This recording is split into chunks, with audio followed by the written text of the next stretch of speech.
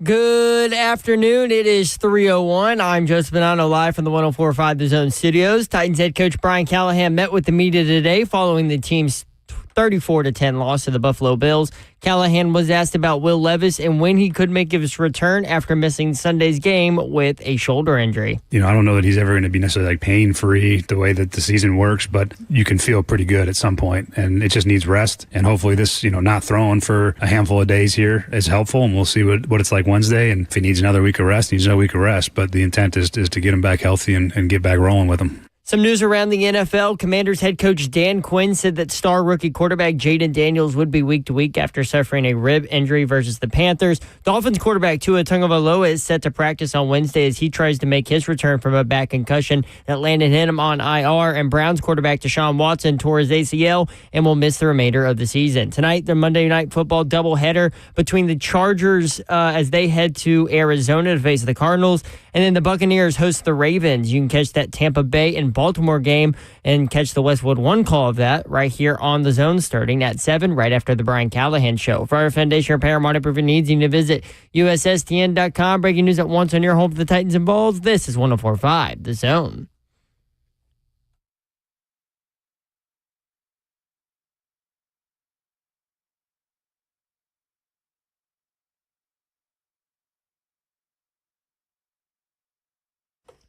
Yo, what up, Nashville? 3HL is on the air. Brent Doherty with you on a beautiful day in the Music City. We've got a lot to get into football-wise today, and we're going to do it. Woo. Don Davenport is here, y'all. What up? Let's go. Happy Monday, party people. Happy Monday for Vols fans. Not a happy Monday for Titans fans. It is one of those weeks. I mean, there's so many things to dive into with regard to this Titans thing, and we'll try to do it where, it's not going to be as painful as humanly possible, but this is just where they're going through right now, man. There's no way to frame it in a happy manner. And there's an early winner in our chat for a comment of the day from Brandon Scott. Okay, I'm here to trash talk the Titans and chew bubblegum, and I'm fresh out of bubblegum. I love it. 615-737-1045 if you want in. The only two guests we have today, Mike Keith, voice of the Titans at 4:20, and Chris Lowe with ESPN talking college football at 5:20. We are still awaiting Slay's arrival, so we'll get to him when he gets here. A lot going on. You can watch the show live, YouTube, Facebook Live, and Twitch. Twitch, please. The Evan Bank chat is open. Titans jump out 10-0 on the Bills, and then go out 34. What happened was 34 straight for Buffalo. Yikes. From Nick Suss. After going up 10-0, the Titans had 0 net yards on first down the rest of the game. How's that even possible? I don't know. 0 net yards the entire game after going up 10-0. I don't know.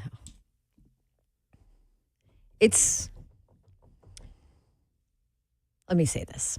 It's a hot mess. Bustin' Diamond on YouTube. Woohoo, Titans are an endless cycle of hopelessness. No, that's not true. I mean, embrace this. Embrace it. Because when they do win games, it'll feel that much better. Oh, is that your Monday inspiration, Mayor? Is that it? Is that where we are? Is that not true? Fire Todd Downing. Oh, wait.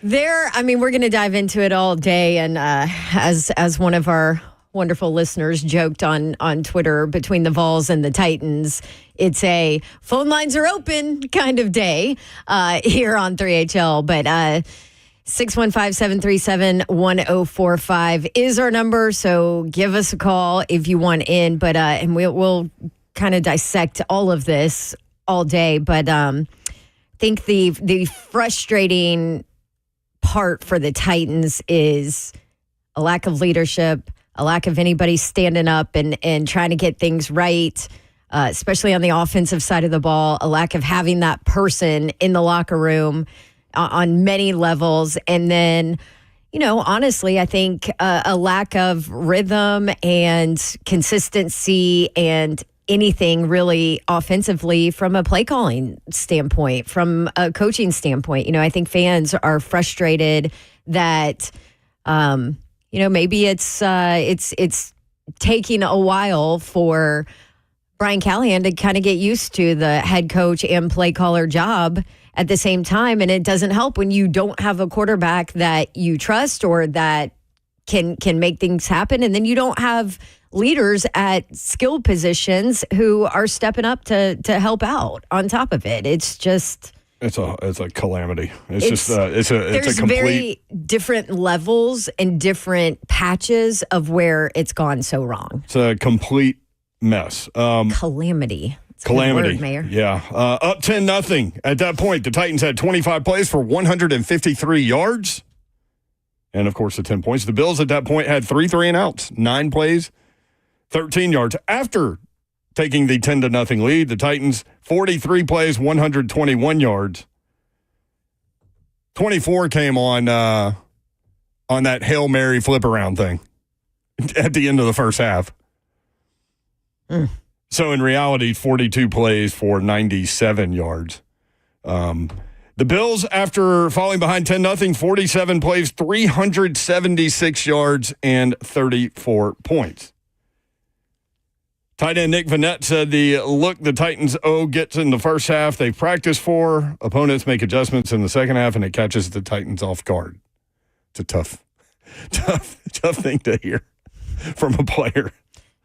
Catches them off guard. Callahan talking about Will Levis. So Will Levis, by the way, according to Adam Schefter, has a grade 2 AC sprain in his right shoulder. Could miss 4 to 5 weeks in total, according to Schefter. He says it'll be week to week, though. And Callahan's preaching that, too. Callahan said he would like to have Will Levis play, hopefully this week, maybe next week. Okay. What in the world? Why the hell did he play last week? Right. How many times did I say it? You saw it on his deep throws, his shot plays, where they were short. You could tell he didn't have the arm. It's not the Will Levis arm that we were used to or that you've seen in the past. Like, that dude should not have even played that game last week. And now you're talking about 4 or 5 weeks? Yeah. Well, and I know that Coach Callahan tried to explain it in his press conference, just saying, hey, he came off, practiced, felt okay. And then after that game, once it sets in and adrenaline's gone and then, it was really bothering him, had some pain. I don't know. He never should have played that game last week because he clearly limited what they could do offensively. And now you're seeing it 4 or 5 weeks. I mean, it's, yeah. I mean, Zeph sent that story. I was like, wait, what? Like, what? Like, he played last week, and he practiced this week, or last week. I don't know, man. So that's one topic line. Obviously, the Titans take it on the chin. They are already an 11.5-point underdog against the Detroit Lions. I mean, these lines keep getting worse. Yeah. What did the Bills end up closing at? 9? 9, yeah. So 11.5 for Detroit. They'll get some relief the next week when they play at home against New England. I'm not saying they win that game. I'm saying, to your point about point spreads, I mean, they should be favored by 1.5 to 2.5 in that one, even as bad as they are. What? Because New England is that bad also. Yes. Well, that'll be a hell of a game. Can't wait. So we got the Titans topic line. The Vols take down Bama by Slay's score of 24-17. This is what Slay said. I can't believe he called it. He called it. This is what he said on Friday. And if you wanted something else, just for poops and giggles, Tennessee money line and take the under. The score will be 24-17. What? Vols. They get their passing attack going. Y'all ass really in trouble. There's going to be 10 or more. But for right now, 24-17. Vols. How about that? 27-13, Tennessee beats Alabama. I like it, Yoro. Zach, what you got? 24-21, Tennessee. You weren't that far off. I like it. What was your score? Slade nailed it. 24-17. Yep. Vols. All Vols. Because that's all we know. There he is. Straight called it. So much from that game. And, these Tennessee-Alabama games have become something, man. Especially the last two in Knoxville. That's for sure. But Tennessee gets the dub, and now Alabama is reeling. They're accusing Tennessee of pumping in crowd noise. Okay, this is a huge thing now. Do you realize? I mean, was that Chris Stewart? You guys want to hear it? Yeah, you know what? Play it. Yeah, and let me on the front Go end. ahead, yeah. Chris Stewart is an incredible person. He is an incredible human being. We've had him on this show multiple times. I've known him so long. He's had so many health scares where he should not be with us. Yeah. Honestly. And he does a phenomenal job. He does, except in this moment. This is not pretty. This is not Chris's greatest moment right here. 2nd and 16 is not what you're looking for, especially with the noise level being what it is here. You got 100,000 plus, and they also pipe in crowd noise as well. Yikes. Okay. They got 100,000 strong in there. They don't have to pipe in crowd noise. I believe AJ McCarron said it too. Yeah, he tweeted and said 100% that they do. Yeah. And Danny White actually tweeted and said, yeah, no, that doesn't happen. Yes. Well, and then Tennessee Athletics tweeted video of the flyover and said, oh, yeah, I'm sure they'll say we pipe in flyover noise, too. I mean, so this is everywhere now. You even have the official Tennessee Athletics Twitter feed responding to this now. Absurd. JBTN23 saying on YouTube, man, they handling that ass whooping well. Ha ha ha ha ha. It wasn't an ass whooping. Let's just start there. But appropriate. Will Brooks, man, made 2 huge plays in that game at safety. And it's funny because we talked about him last week. But the one that doesn't get a lot of attention is the quarterback sneak by Milroe, where he rolled out to the left. He scores if Will Brooks does not get his foot. He scores. Huge play. And then he gets the interception at the end. Former walk-on safety who is from Birmingham, Alabama. We'll get to the phones if you want in. 615-737-1045. Some numbers. Tennessee had a good day. They had such a good day, Dawn, on Saturday that they even picked up a commitment from the #1 women's swimming recruit in 2026. Wait, what? Guess what her name is? Well, you're not going to guess, but check this out. Charlotte Crush is her name. Crushing it. Yeah, they even got the #1 swimmer on Saturday. Bama's 17 points scored were its fewest points scored against an SEC opponent since 2017. Milroe's 98.6 pass efficiency rating Saturday was his lowest as a college starter. It is his 4th straight declining number. They play Missouri this weekend, correct? At home? Wow. Yeah. 13.5 point favorite. Side note, how bad is Auburn? They're 2-5. Also, we're living in a wild time where Indiana is ranked ahead of Alabama in football. I went Indiana and I loaded down on it, minus the 6.5 against Nebraska. That was a great bet. That was an easy win. I mean, that was done early. Now, okay, so College Game Day is heading to IU. They have Washington, probably without their quarterback who broke his fingers on a throw on a helmet. So, they had the Mississippi State transfer. Will Rogers, is that true? Washington? I think that's right. I don't know. I was talking about IU's quarterback. Oh, IU's quarterback. Yes. Yeah, that line's 6.5 too. Yeah. So, and I would think it would probably be different if you knew that they would definitely have their quarterback there. But Curt Cignetti is fascinating to me. I don't know if you guys watch. So anybody that doesn't know, my husband's an IU grad. So Mr. Babs is obviously all in. And I'm not going to lie, it's quite depressing in my house right now for me as an Auburn fan that my husband's football team is better. Well, just wait, because in basketball you are ranked number 2 in some polls. Well, good. Hopefully, at least we can get back on that because our deal is a basketball school now. Yes, and they're a football school. Yes, and listen, Vols fans know my feeling because you guys were here a couple of years ago, right? You were in the same spot. Oh, we're a basketball school now. I'm like, Auburn's a basketball school now. But like our agreement is that our child, my daughter, wears, whichever school is doing better during the football season.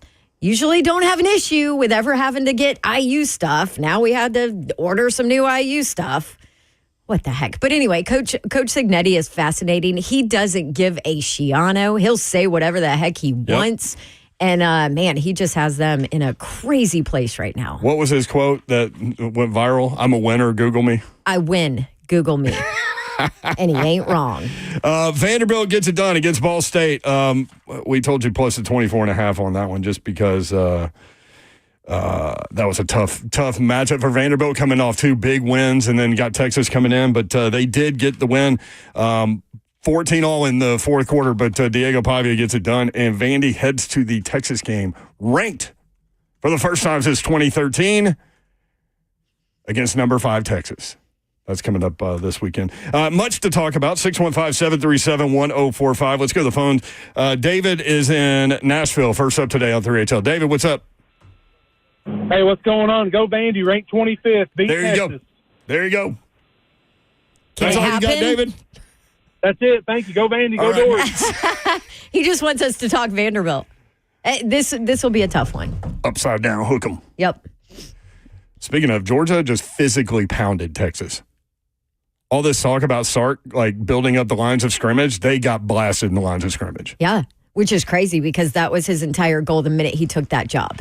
You remember I worked that spring game before the news of them joining the SEC was even there, and he joked. He was like, he joked, but he knew. He said, "Hey, listen, I am building this into an SEC program right now. That's the goal." And that was his very first spring game there. Yeah, Vandy And that's probably. what he did, but man, they struggled. Look, I'm all for being excited. Y'all know how that's the way to live your life, is to be optimistic and not be in fear of what's next or whatever. But yeah, you're right. Preferably, if you're a Vanderbilt fan, you would have wanted Texas probably to win that game and not come in here having suffered that. But has nothing to do with what's on the field. And Vanderbilt's got a gutty group led by Diego Pavia, who is playing exceptionally well this season, of course. And we're gonna be interested to see how that one plays out. Let's go to Bryce in Springfield next up on 3HL. Bryce, what's up? Yo, what's happening? Nothing. I just got a few questions, or I just get y'all's input on it. The last week we had Calvin Ridley very frustrated with targets. This week I feel like he was very heavily targeted. Him and Mason Rudolph on a lot of throws were not on the same page. And then you see towards the end of the game, I know Callahan said DeAndre Hopkins was out of the fourth quarter with leg soreness, but you could clearly see frustration on his face. Is Callahan and the coaching staff losing the locker room? I know, and another question I got, he did not have any play calling and head coaching experience. Why did we hire him to go through a rebuilding process? Thank you. Appreciate it. Great question on the last one. But Brian Callahan could have had any number of jobs. He chose this one. So, yeah, you mentioned He at the was beginning of highly the show. touted, highly regarded. Yep. But going through growing pains, yeah. Is it there? Yes. Is there a struggle? You're a first-time head coach and you're calling plays for the first time, and you have quarterbacks that you don't trust? No idea on the locker room question. One thing that was weird to me as I was watching DeAndre Hopkins stand on the sideline, he was standing right next to Brian Callahan with his helmet on. Like, usually when a player's doing that, he's like, it's kind of a body language sign, put me in. Let's go. I'm ready to go. So we'll see how all that plays out. It's a mess over there. They've got to get it turned around. It's probably not happening this week. But again, you have an opportunity against New England. This is where we are to just run past the game to get to the next one. But that's kind of where we are. 615-737-1045. Titans on the table. Vols beat Bama. Vanderbilt 5-2, ranked for the first time since 2013. We've got all that for you. 615-737-1045.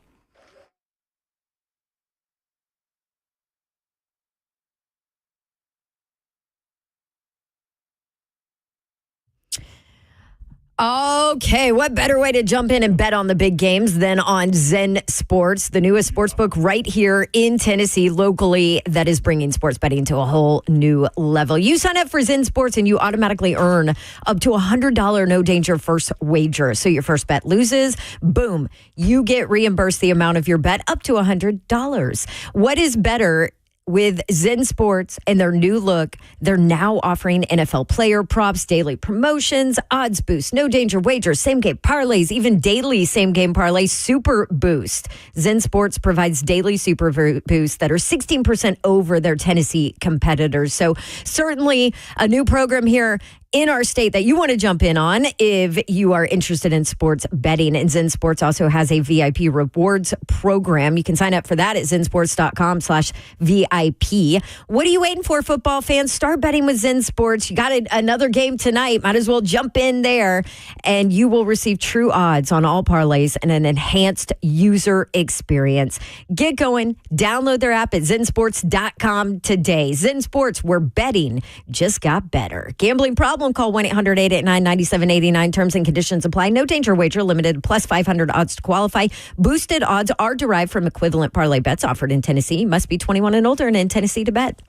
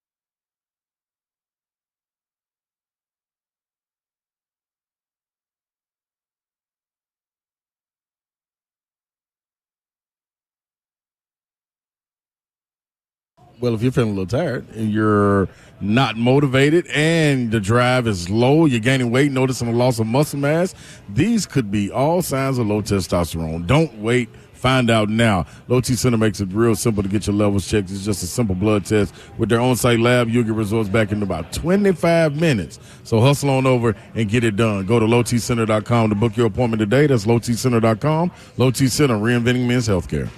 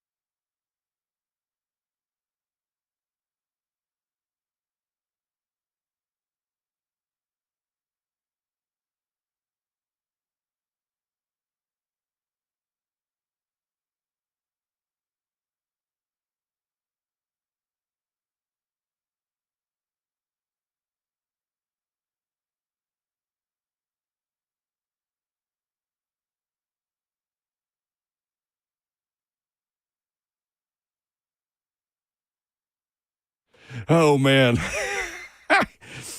Communications business. All right. We have figured out where Slay Dog is. He is in Charlotte, North Carolina, which is on us for not knowing that. And so apologies if we scared anybody, because we were. I thought the weekend probably finally caught up to him. You thought so? Yeah. Thought he was. I mean, the beautiful thing about Tennessee, Alabama is that he didn't have to get up and drive back here and work at 9 a.m. at the Bridge Building. He did send us a video Saturday morning of jumping into the cold pool. Yes, he did. And it looked like his guy Bobby Graham did too. And then festivities commenced. Man, I've got so many little nuggets from that Bama-Tennessee game that we will get to over the course of today's show. All right, so Slay Dog will be back tomorrow. So you'll get his Alabama-Tennessee take tomorrow. He is doing SEC Network basketball stuff. So that's on me. I'll take and responsibility. Me, and Zeph. All of us missed and it. Slay for not reminding us, because doesn't he know we only work like 12 hours in advance? No, it's not on Slay. He said he told me and Zeph on Friday. So well, I have it in my us. calendar for tomorrow. I just didn't know it was today. So anyway. I might have been looking ahead to Saturday. Completely ignored what he said. It's hard to ignore Slay. That was a big one. Yeah. Well, he'll have to celebrate tomorrow if he makes it back in time for the show about his call in the Tennessee score, right? I cannot wait for that. All right. So, Bama freshman wide receiver Ryan Williams, did you see that he was targeted 19 times? I don't think I've ever seen that before. He was targeted 19 times. I mean, he ended up with 8 receptions for 73 yards and a touchdown, which is 9 yards per catch. Remember, we were talking about the first 4 games of the season, he averaged nearly 30. And then in the last 2, he had averaged 16. And that people were keeping high safeties over the top of him. And then Tennessee got him to 9 yards per carry. He still was impactful, had the touchdown, which was a great catch because he bobbled it and then got it. But Jermod McCoy, the transfer. He's a special talent. Special talent. No question. Jermod McCoy, the transfer from Oregon State, had a huge day for Tennessee as well. 8 tackles, a half a tackle for a loss, a pass breakup, an interception in the end zone. He also on Ryan Williams, when matched up head-to-head with Ryan Williams, 5 targets, 2 catches allowed, 28 yards, only 5 yards after the catch, no touchdowns and an interception. So great performance for him. Bama run game. I said on Friday, all last week, really, that I didn't think that Alabama would be able to run the ball with their running backs on against Tennessee. 34 carries, 75 yards. The longest rush was 11 yards. Alabama did not gain a first down on their last 4 drives and managed 3 total yards on their last 11 snaps in the ballgame. 615-737-1045 is the number at 3HL1045 on X. I'm glad we solved the little mystery. Yes. So I am curious, too. I know we have a lot of Bama fans around here as well, and obviously Vols fans want to celebrate that win, but I am curious where Alabama fan is right now on what's going on there, on, coaching staff, there were times where I thought they looked undisciplined. They had a million penalties. Uncharacteristic of an Alabama football team in the past, right?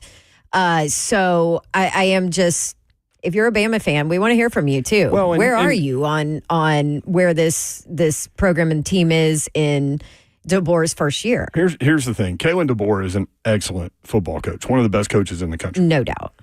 So how much of this is simply transition?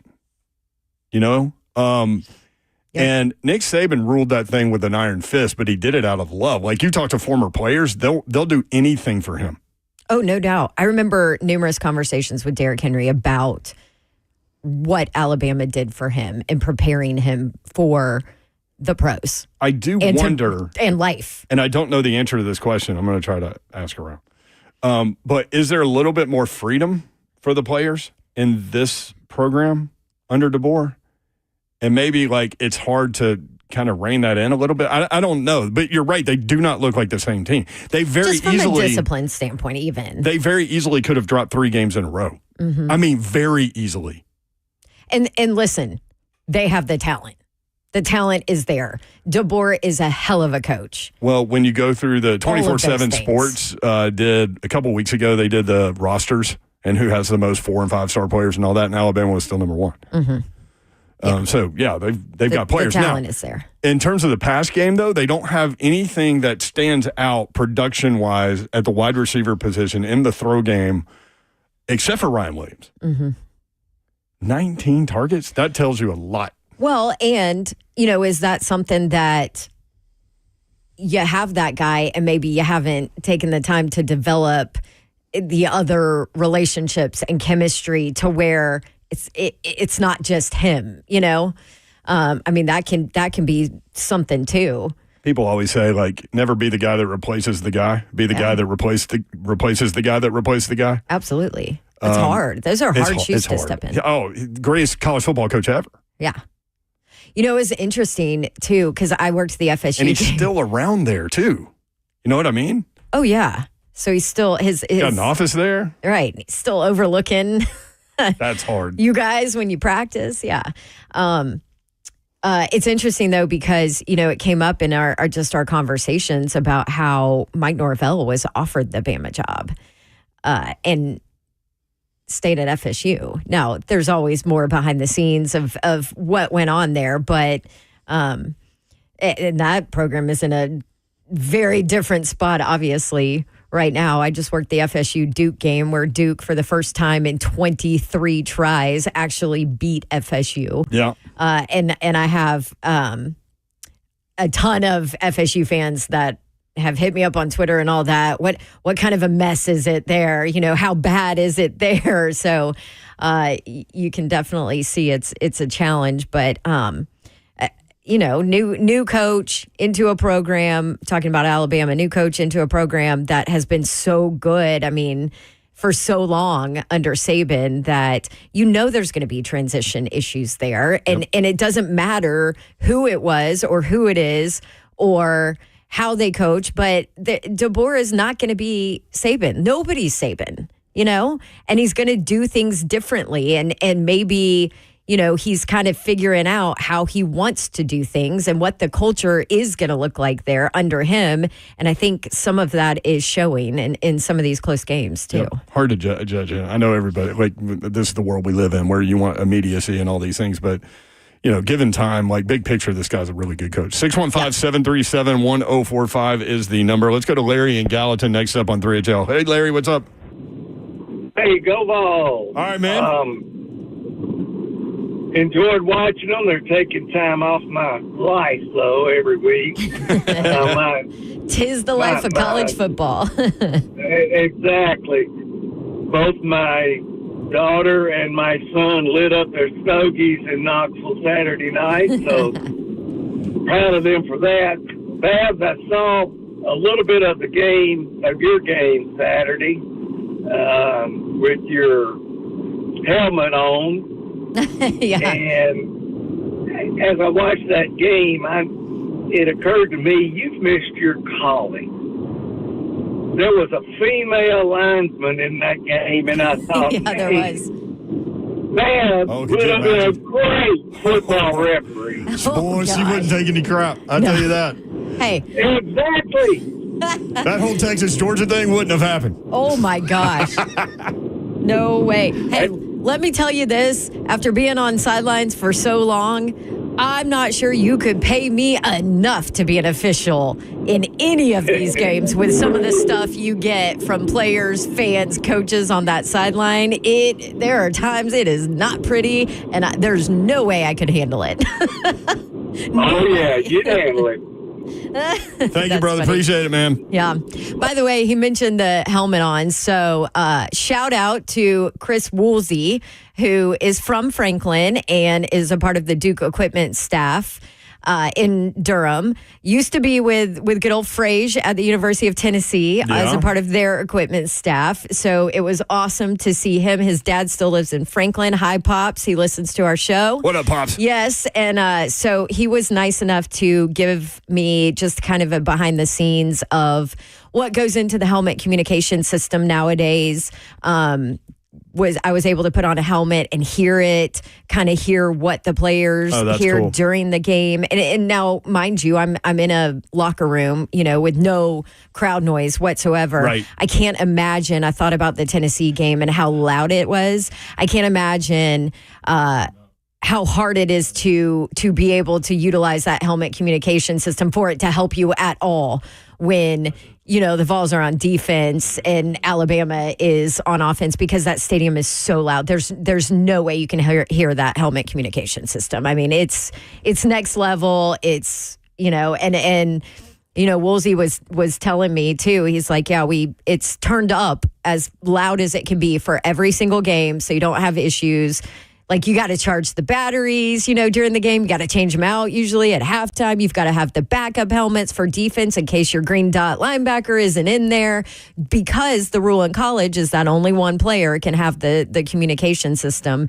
But it was very cool to put on the helmet and be able to hear what it sounds like when coaches are trying to communicate with their players. And it's been a cool addition, obviously, to college football, but it was very, very cool to get a behind the scenes from a 615 guy there at Duke. Slay texted us early during the Tennessee-Alabama game, and he said Tennessee-Florida game was as loud as he's ever heard Neyland Stadium, and he texted us and said it's louder during the Alabama game. And I remembered the Alabama wide receivers coach talking about the noise and how it's not a real big deal. This is what he said prior to the game.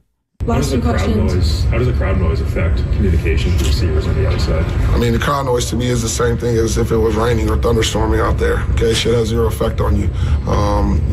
The defense has to adjust to the crowd noise, just like we have to adjust to the crowd noise. So we got to do our job the way that we're supposed to do it, regardless of the environment. The environment should not affect us as an offense. And if it does, then we're not clearly focused on doing our job. So the sideline reporter during the Alabama-Tennessee game, he's right on the back end of it, but comparing it to a rainstorm, get out of here. No, but I felt like his point was you can't let those outside elements affect you. Right, but he was also like I think he caught himself after saying that and comparing the crowd noise in Neyland. He's coached one game on the sideline in Knoxville, and that was against Western Kentucky. That was for Western Kentucky against Tennessee in 2013.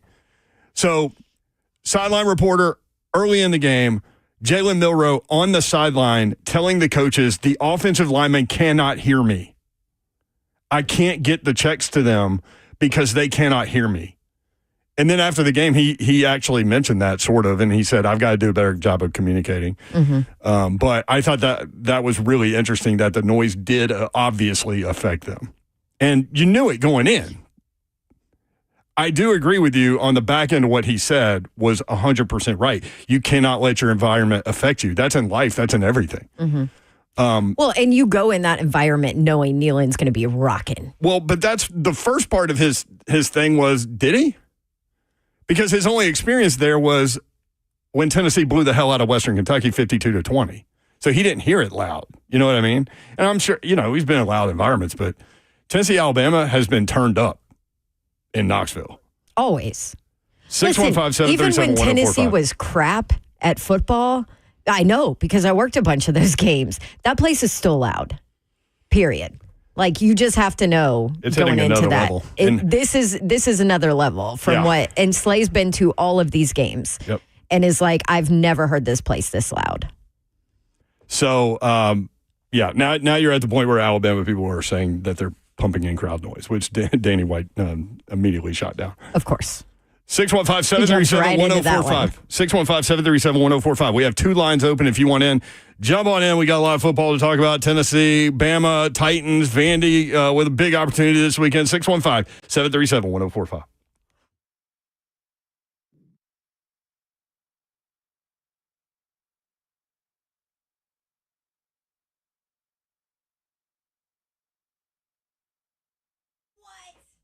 What? Don't be taking my line, Twitch, please.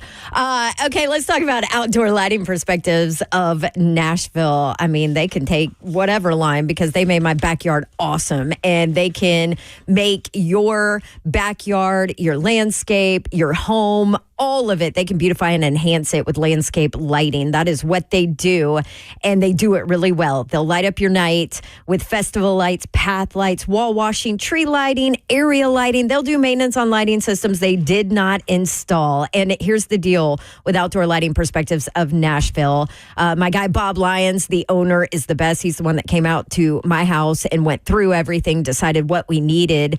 And they're Nashville's oldest landscape lighting company. So you know they've been around forever, family business since 86, but they are still the leader in LED technology. And listen to what they'll do for you. They'll come out and do a free nighttime design demonstration for you so that you can see the difference Outdoor Lighting Perspectives of Nashville will give your home. And I'm here to tell you, we love our outdoor lighting. It's phenomenal. You can call them at 615-376-LIGHT. That's LITE. Or just reach out to Bob Lyons and his team online and schedule that free nighttime design demonstration. Outdoorlights.com/Nashville.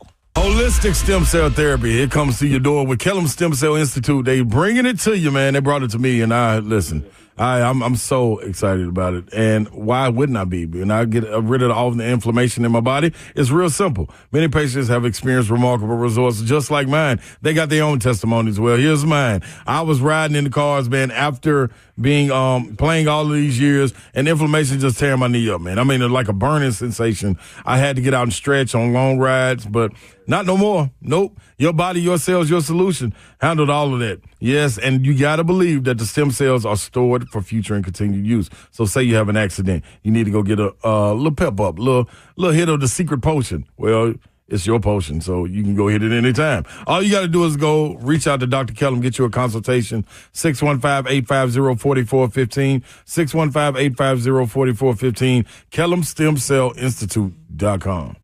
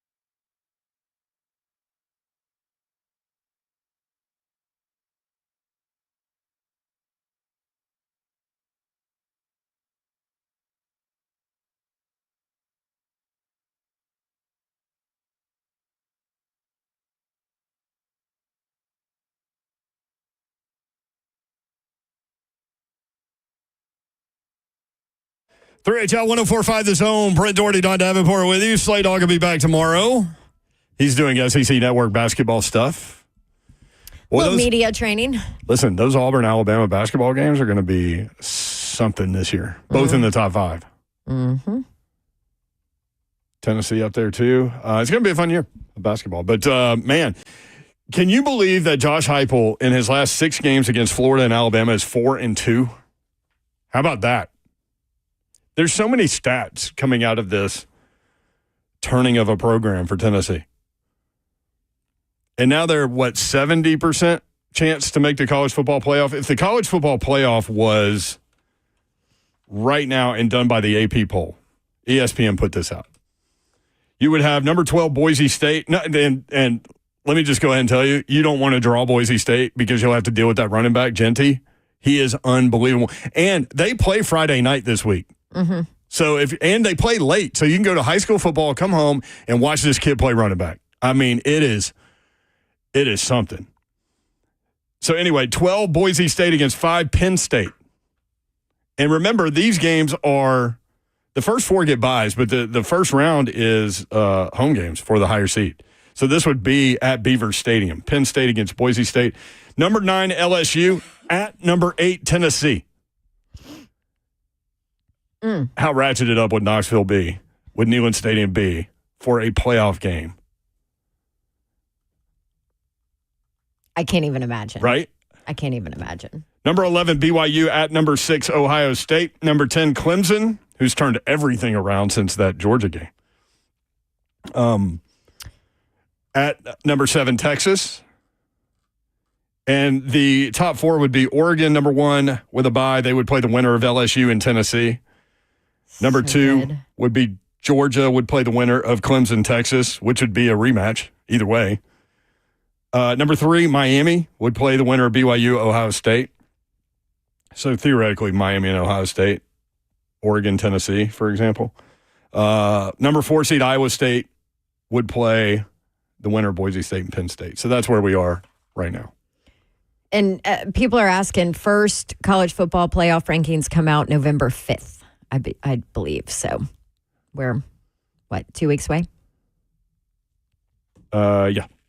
615-737-1045 at 3HL 1045. Michael on YouTube, a hat backwards means midlife crisis. I've worn my hat backwards my entire life. And actually, I'd flip it around and wear it more frontward now than anything. But thanks for the shot. 615-737-1045. Why does a backwards hat mean midlife crisis? I have no idea. As long as you know me, did I wear my hat backwards? 10 years ago? Yeah. Maybe I'm just midlife crisis my entire life. I don't know. Yeah. You haven't, nothing really different on your hat wearing there. Derek in Nashville, next up on 3HL. Hey, Derek, what's up, man? Hi, Derek. Oh, is it me? Yep. Yeah, it is.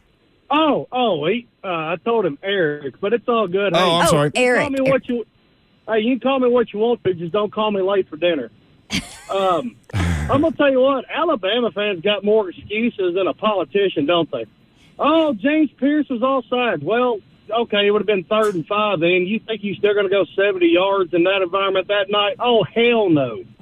Well, they were 3 for 14 on 3rd down.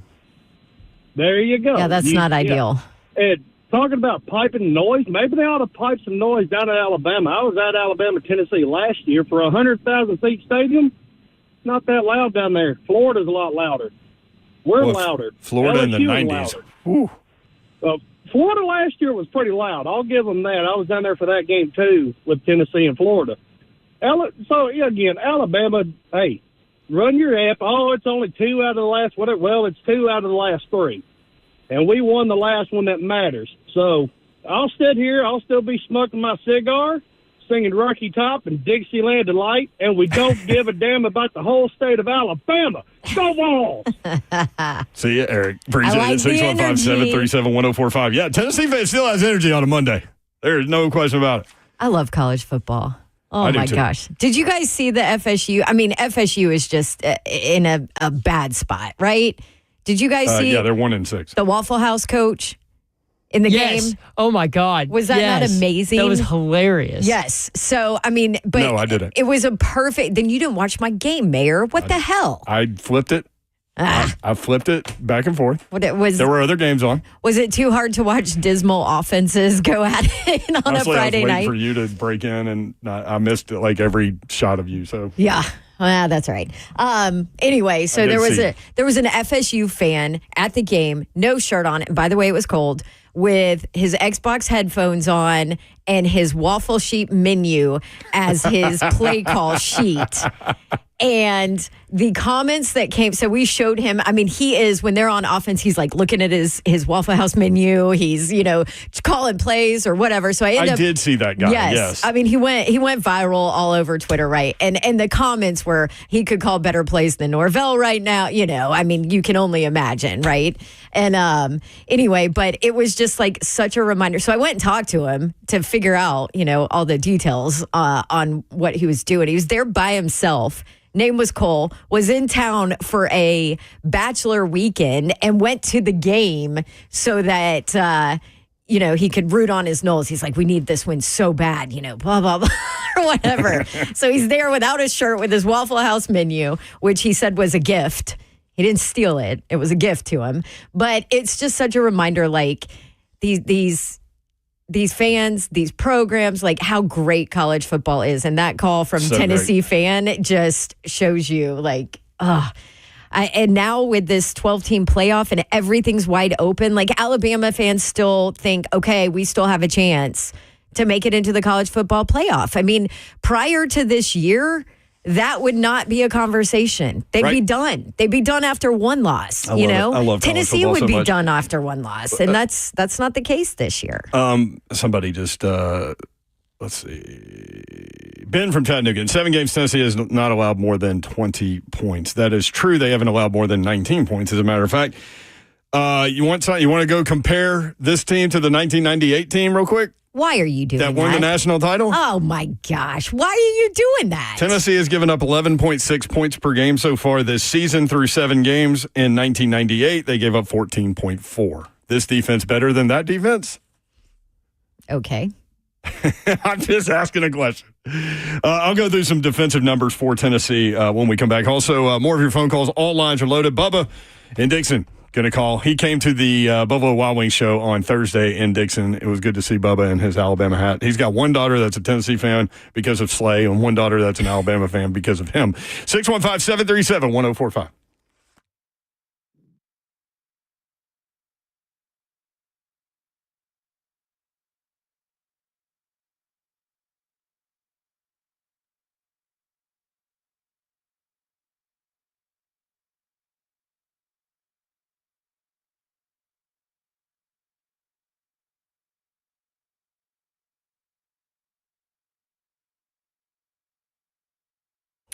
Winter is here, although it doesn't feel like it today. But, storms roll through Nashville all the time. People lose power all the time. And you want to make sure that your family is connected and protected. And you can do that with Cove Generators, COVE. Gone are the days of struggling in the dark. Those old clunky, loud pieces of equipment with gas fumes coming out? Generators? Nope, not anymore. Today's Generac home standby generators are quiet, sleek. They run off of natural gas. So when the lights go out, they immediately kick on and boom, your family is safe. Call our friends at Cove Generators. They'll give you a free consultation on a new Generac home standby generator or any generator. They will do maintenance on a generator that you already own and make sure that you are prepared for the next power outage. Also, Cove Generators offering you this, a new 7-year warranty upgrade, over $1,000 value if you buy a generator, a Generac automatic standby generator. Financing's available. They have a ton of options and they'll protect you and take care of your family. Cove Generators. Visit covegenerators.com or give them a call at 931-559-3311. Tell them Dawn and Slay sent you for that new 7-year warranty upgrade. covegenerators.com. As we head into the fall, your lawn needs some work and some care, and I've got the experts for you, Diggins Turf and Landscape Supply. And these are your guys. DigginsSupply.com is the website, and Trey Hartsook is on now with more for you about Diggins Turf and Landscape Supply. Trey, what's up? Hey, Brent, what's up, man? I'll tell you, at that time of year, you're going to be out in the lawn. You're going to be watching the Big Orange play. Hell, people are even watching Vandy play football these days. You're going to have people over. they're going to want to ask, hey, how did you get your lawn so nice? The answer is going to be, we went to Dickens Turf and Landscape Supply. We got on the turf plan. We're going to make it as easy for you to get that lawn whipped into shape as ever before. It doesn't matter whether you have 0.3 of an acre or 33 acres. We have the turf plan for you to get that lawn weed-free and as green as possible. Now is the best time to overseed that lawn. I know there's not a lot of rain in the forecast, but it's not going to hurt anything to go ahead and get that down. Stop in and see us. We'd love to talk to you about it. Conveniently located all over Middle Tennessee. Got locations in Nashville, Hendersonville, Murfreesboro, Bellevue, Brentwood, Lamar, Mount Juliet, and Franklin. Stop in and see us. We'd love to talk to you. Give us a call. See you later.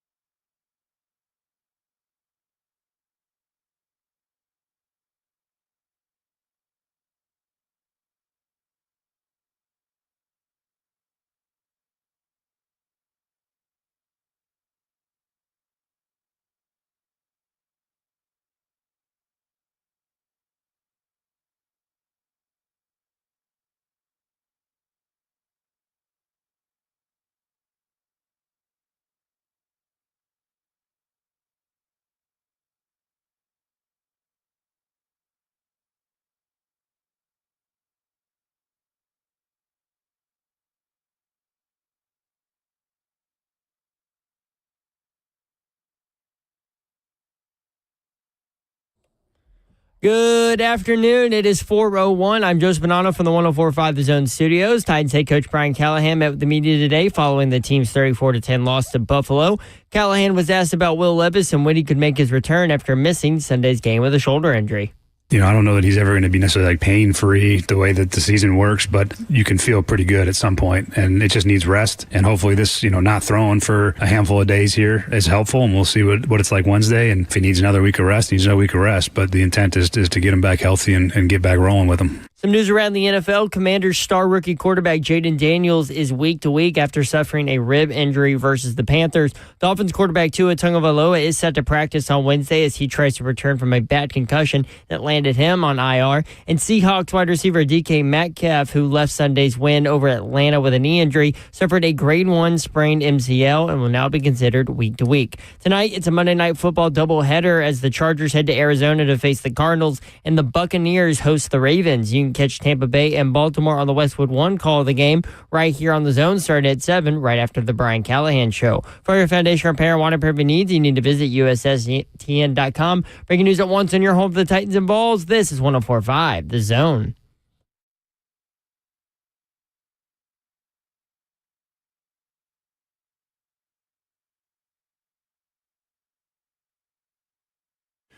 Town 104.5 The Zone. Let's jump on in here. Britt Doherty with you on a beautiful day in the Music City. Don Davenport is here, y'all.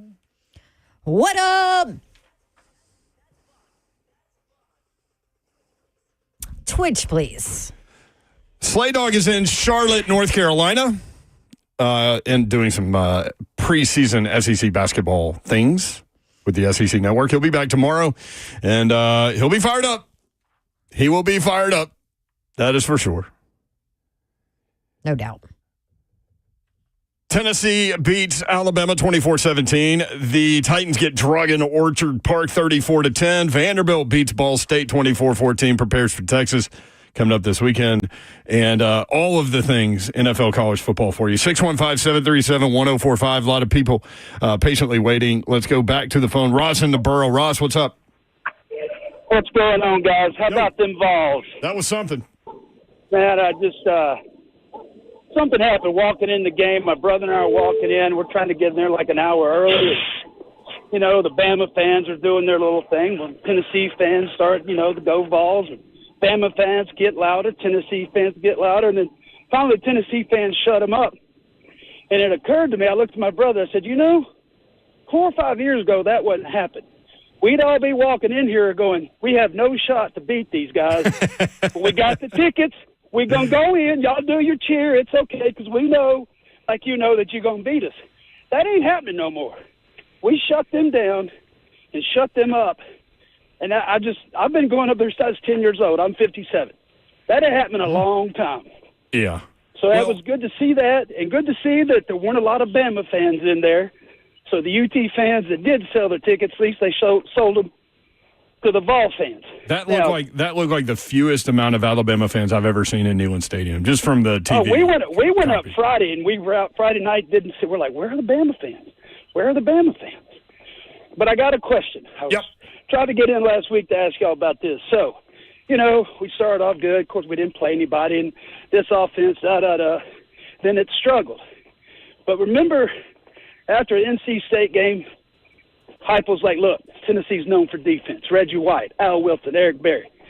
My question is, do you think he said that to kind of push the brakes on everything, to, hey, everybody, maybe he knew that the offense wasn't quite there and we're going to have to rely on the defense until the offense can get caught up. Yeah, he even said it at halftime of the Tennessee-Bama game that they just continue to miss. Like they're just not there yet offensively. But he said it after the Oklahoma game. Then you probably saw the clip with him other day on the field with Nico going, "Hey, I pulled back because of the way our defense was playing." Yep. So no, I think that's a real thing. I think appreciate your call, Ross, and congrats on the win, man. From a Tennessee perspective, it's not just that they have beaten Florida and Alabama 4 times in the last 6 tries, right? I think this year kind of shows that they're able to win games late against these 2 programs that normally during these horrific decades of losing to both of them, they would always find a way to lose the game at the end, and I think that part is turning. So not only is Tennessee confident late in games against these programs, I think Alabama and Florida also they just body language wise looked uneasy, both of them in the fourth quarter in that environment in Neyland Stadium. So Tennessee has a week off, then they play Kentucky. That game's going to be a night game. And Zeph, are they going to go all black in that one? I hope so. They have to. Wouldn't you have to? Like, we're coming up on a Halloween. In terms of the soundbite he's talking about, where Josh Heupel talked about defense and he mentioned Eric Berry and Reggie White, Dawn pointed it out to us in a text stream when that came out. She said, look how intense he is. You can tell by his fingers tapping the table. Mm-hmm. Remember that? Yeah. And man, he was right. This defense is legit, no question. Statistically, Vols ranking nationally, number 2 on defense, yards per play. Number 2 in the country in rush defense. Number 2 on third down defense. Number 4 in scoring defense. Number 3 in tackles for losses. Number 4 in total defense. Number 6 in red zone defense. And number 1 in the country in fewest plays allowed of 30 or more. The defense is legit. 615-737-1045. Emmanuel in Nashville. Emmanuel, what's up? How you doing, brother? Yo, what's happening? Man, nothing much, man. I was just, first of all, your hat backwards means you're the comfortable, cool uncle at the Thanksgiving, that you have a drink with, first of all. There's nothing wrong with having your hat backwards, okay? I'm comfortable. Here's the thing. And I know you agree with me. You do you, bro. Like, I say all the time. I say all the time. I love me, so you don't have to. You know what I mean? Right. You know what I'm saying? Second of all, I was there with Willis McGahee in 2003. Yeah, me too. He came 20 to nothing. Tennessee and ran all over the Vols, okay? Yep. I could barely hear myself talk at times, okay? And we were losing.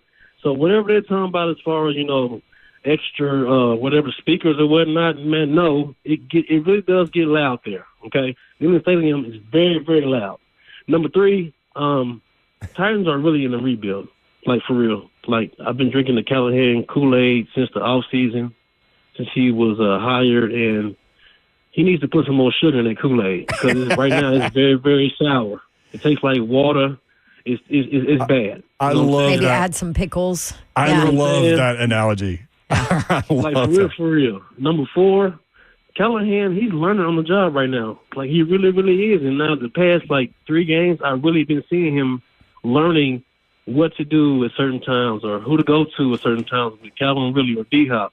He hasn't figured it out yet, okay? And that's why we're not consistently doing anything right now except for losing. That is a consistent thing, Emmanuel. Hey, great call, man. I love it. Yeah. Thank you, brother. I love the Kool-Aid Emmanuel. analogy. Needs more sugar. Brian Callahan actually talked with the media about difficulties as head coach in year 1. And that's sort of what I meant earlier when I was talking through, you go through these types of seasons and starts of seasons and, year 1, every year 1 I've been a part of has been hard. Year 1 in Cincinnati was hard. Year 1 in Oakland with John Gruden was hard. I was in year 2 with Josh McDaniels. I went to year 1 with John Fox. That was hard. Like, year 1 is hard. There's a lot of things that you're trying to work through. There's a lot of things you're trying to get on the same page. You're trying to build your program the way you want it. And there's always going to be difficulty.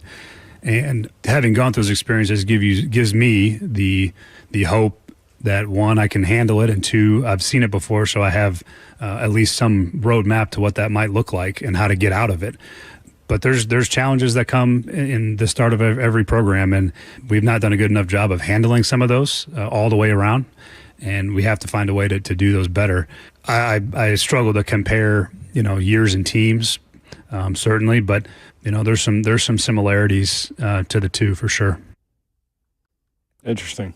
I remember when he first got here, too, he talked about the transition there at Cincinnati and with what they were doing. Remember how bad that offensive line was? Joe Burrow was injured all the time. He talked about the difficulties there and how sometimes you just have to give it time. I think more concerning for me, though, is you're going to have your lumps with a new coach, first-time head coach, first-time play caller, first-time DC, right? All those things. But I think special teams too. They're horrific. Yes, horrific. The most concerning part for me is that there's a lack of ownership almost from a player standpoint. That you don't have that guy to get things right. Do you know what I mean? On the offensive side of the ball, you don't have that guy. Now, part of that is your quarterback's not that guy, and that's the easiest position to have as the leader, as somebody who can bring everybody together. But then on top of it, what are we looking at? We're looking at a struggling offensive line. There's nobody on that offensive line that has stood up and taken the call of, hey, listen, let's get Arciano together, right? The left side of the line is too young. Players are young. They're too young. They're drinking from a fire hose and will be great later, but you can't put that on them, so to speak. Then you have a center who, comes in and is new. So he doesn't know these guys. He's not, you're transitioning into what kind of a leader am I within this offensive line? And what did you bring up? We talked to him during training camp. You asked him during training camp. You asked him about leadership because he is a veteran presence with young offensive line or, new to starting roles on the right side, that kind of thing. And he said, well, I'm not really a vocal leader. I lead by example. Right. So now when things are really bad, on offense? What do you have? I don't think you have one. And you've got D-Hop, who's frustrated. You've got Calvin Ridley, who's super frustrated. And those are kind of two, guys you would expect to step up from a leadership standpoint because they're your dudes. Like, your leader has to be one of your dudes, right? And none of the dudes are that person right now. And so for me, that's the most concerning part. When it unravels and you don't have somebody keeping it right, and you've got a brand new coaching staff, brand new everything, and trying to fit pieces together. And now, your dudes aren't your guys that are making sure it doesn't completely unravel. And so that's my concern moving forward in the season now. I think that's a great talking point in terms of leadership on offense because I think you have a lot of dudes on defense, honestly. But who is that guy, vocal guy on offense? Let's ask Mike Keith, voice of the Titans. Will join us next. 3HL 1045 The Zone.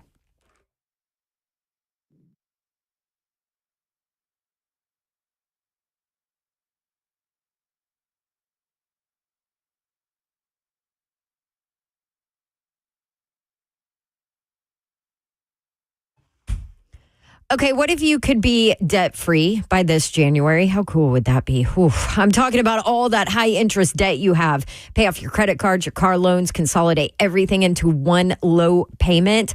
Maybe you're ready to stop stressing over bills. Guess who you need to call?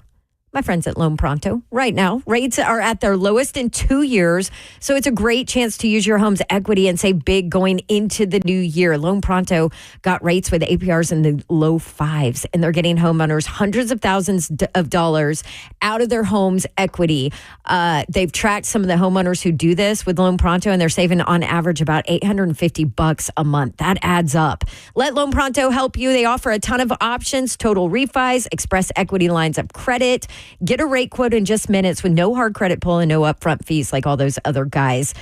You call today, you could not make a house payment until 2025. LoanPronto.com. You can start the whole process online there or call them at 615-499-5780. That's 615-499-5780. Loan Pronto, Equal Housing Lender, NMLS 1661781. On approved credit, NMLS ConsumerAccess.org. Well, if you're feeling a little tired and you're not motivated and the drive is low, you're gaining weight, noticing a loss of muscle mass, these could be all signs of low testosterone. Don't wait. Find out now. Low T Center makes it real simple to get your levels checked. It's just a simple blood test. With their on-site lab, you'll get results back in about 25 minutes. So hustle on over and get it done. Go to lowtcenter.com to book your appointment today. That's lowtcenter.com. Low T Center, reinventing men's healthcare.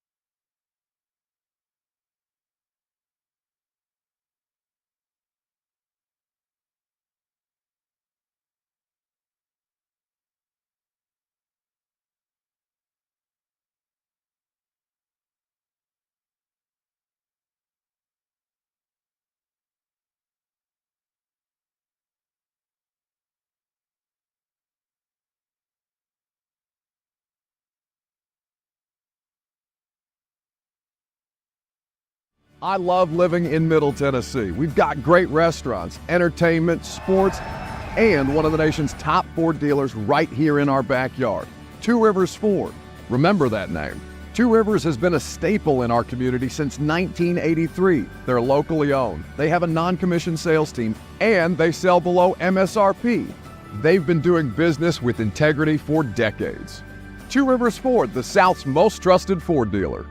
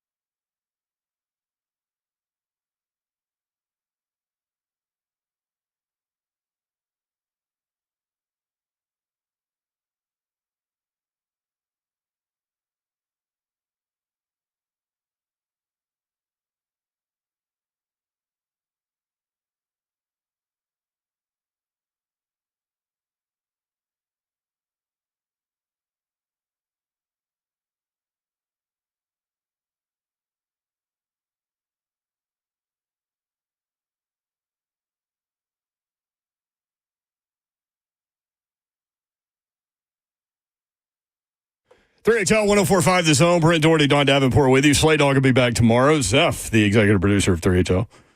What's up? Titans fall again in Orchard Park, 34-10 this time to the Buffalo Bills. Voice of the Titans, Mike Keith, jumps in now. Hey, Mike, how are you, man? I'm fine. Thank you for having me. Doing glad you're here. So they jump out 10-0. Everything's looking good. Good game plan.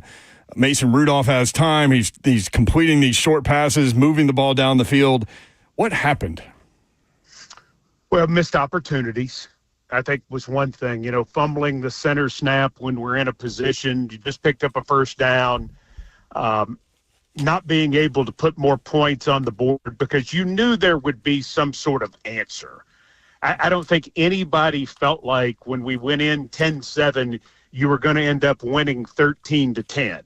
Right. And when the team fell behind and they came back out and they run 14 plays total, and the 14 plays produce 11 yards, and then the 4 possessions for the Buffalo Bills go for over 200 yards, that just doesn't work. So, it really falls in a lot of things for where the Titans are at this moment in time. And, Brent, I think what it's all about is they just can't come up with that moment to where they can stem the tide of the other team getting something started while the defense they're playing fine. Not enough sacks, not enough takeaways, and the offense just not enough production and obviously not enough points. Stem the tide. Well done. We will get to Alabama and Tennessee. Get your take on that. I thought a critical moment. It looked on the TV copy for sure that Mason Rudolph on his scramble to the far sideline picked up the first down. Like I was shocked that they marked it short. Did it look like that from you being there? 100%. Yeah. We were dumbfounded.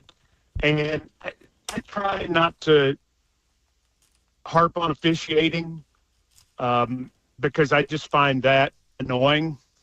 But that was very obvious, I thought. Yeah. I was dumbfounded. I mean, he stepped out of bounds, and it looked as though he had gotten the ball beyond the 46-yard line, which would be enough for a first down. I didn't get it. So that being the case, I was very surprised there wasn't some movement one way or the other because I thought at that moment in time, if there is, you get the first down and you just kind of keep rolling and you see what you could do.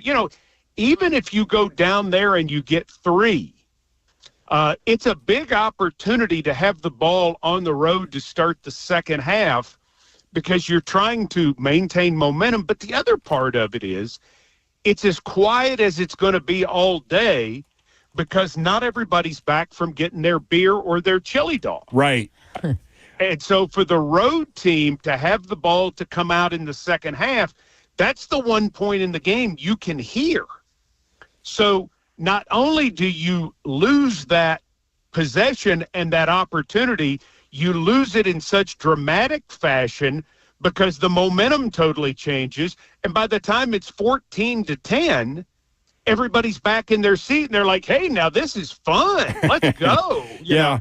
A couple things there. It's interesting. We were talking about this a couple of weeks ago. I remember Bill Belichick saying if he wins the toss and he's on the road, he wants the ball to start the second half. Otherwise, he doesn't. But to your point, on the road, everybody's still in the beer line. Everybody's still getting popcorn and pizza and all those things. And he said it's actually factual that you can move the ball easier to start the second half on the road. That's why I was surprised that the Bills took the ball to start the game. But they took the ball because they have elite confidence in Josh Allen. Yeah. And their feeling with the Titans is if they can get the Titans down 7-0 5 minutes into the game, that they're going to run and hide. I mean, they're going to bully us at that point. And I get it. I mean, that's where the Buffalo Bills are right now. They've had a program in place for quite some time. The quarterback's one of the best in the game. They're at home. They get it. I mean, they are going to play aggressively in that instance, which is why the 3-and-out to begin the game is significant. And then 2 more 3-and-outs. Outgain them in the first quarter, 118-18. That's that's well played. I mean, it was well schemed. Everything was designed on offense and defense. It's a really, really good start. But when you're not winning, you have to continue to build on those things, or else all of the positives all go out the window. You get no credit for anything that you did right, because the tide turns back to the other team. And in that case, in the case of what happened yesterday, that's exactly what went on. I promise we'll get to Alabama, Tennessee, Mike. I promise. Well, I do want Did I say tied again? Yeah, yes. I didn't mean to. I really don't. I mean, Pun fully intended. fully intended, yes. Not intended. Not intended. Now, before we do get there, though, it was interesting today. We heard Nick Vanetti kind of talk about, lack of maybe a vocal leadership role kind of in that offense. And, I've brought it up earlier on the show. It's just, you're in a tough position because your quarterback is not that, with Will Levis being injured, with Rudolph just stepping in, so you kind of don't have that built-in vocal leader guy to right the ship at quarterback right now. And then on top of it, you got young guys on the left side of the line who, need to focus on development in the league before they can actually step in and be leaders. You've got a center who is new, who is still kind of feeling his way, who's more of a lead by example guy. And then you've got some wide receivers that are very clearly frustrated at this point. So who needs to be, or who is the guy offensively to kind of step in and maybe fill the void that they're missing from that leadership standpoint? It's whoever the quarterback is. Yeah. I mean, Tony Pollard doesn't say two words. That's the type of human he is. And it's one of the reasons he's special, is he just shows up and does the work, man. He's got that special quality about him that way. You love guys like that, and then you love the vocal leaders. And it's hard for Mason to do that when he just finds out over the weekend he's going to be the starter. I would imagine that Brian Callahan would like to have a pretty good idea where he's going with the quarterback position early in the practice week, based on the fact that whomever that is gets a chance to fully take the reins. And in some ways, yesterday, the Titans opened the door for the Buffalo Bills with their own mistakes. The center quarterback exchange, I mean, that shouldn't happen, but those guys not working together throughout the course of the week, the penalties for the illegal procedure, the illegal shift, things of that sort, not being used to a cadence, not being used to giving guys time to get set because the quarterback is running it at a little different speed in his head.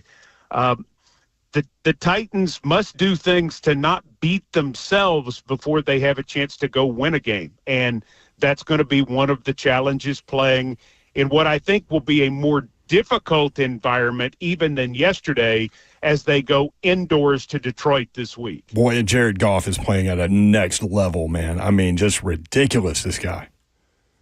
I would say that's right. Yeah, it's crazy. True. Maybe the Titans could turn the tide on that. Yeah. You said, see, you did it intentionally. It's part of my lexicon. So I just say that. I didn't intend it. The Brian Callahan Show coming up at 6 o'clock following us with Mike Keith and Amy Wells and the head coach, Brian Callahan. We look forward to that.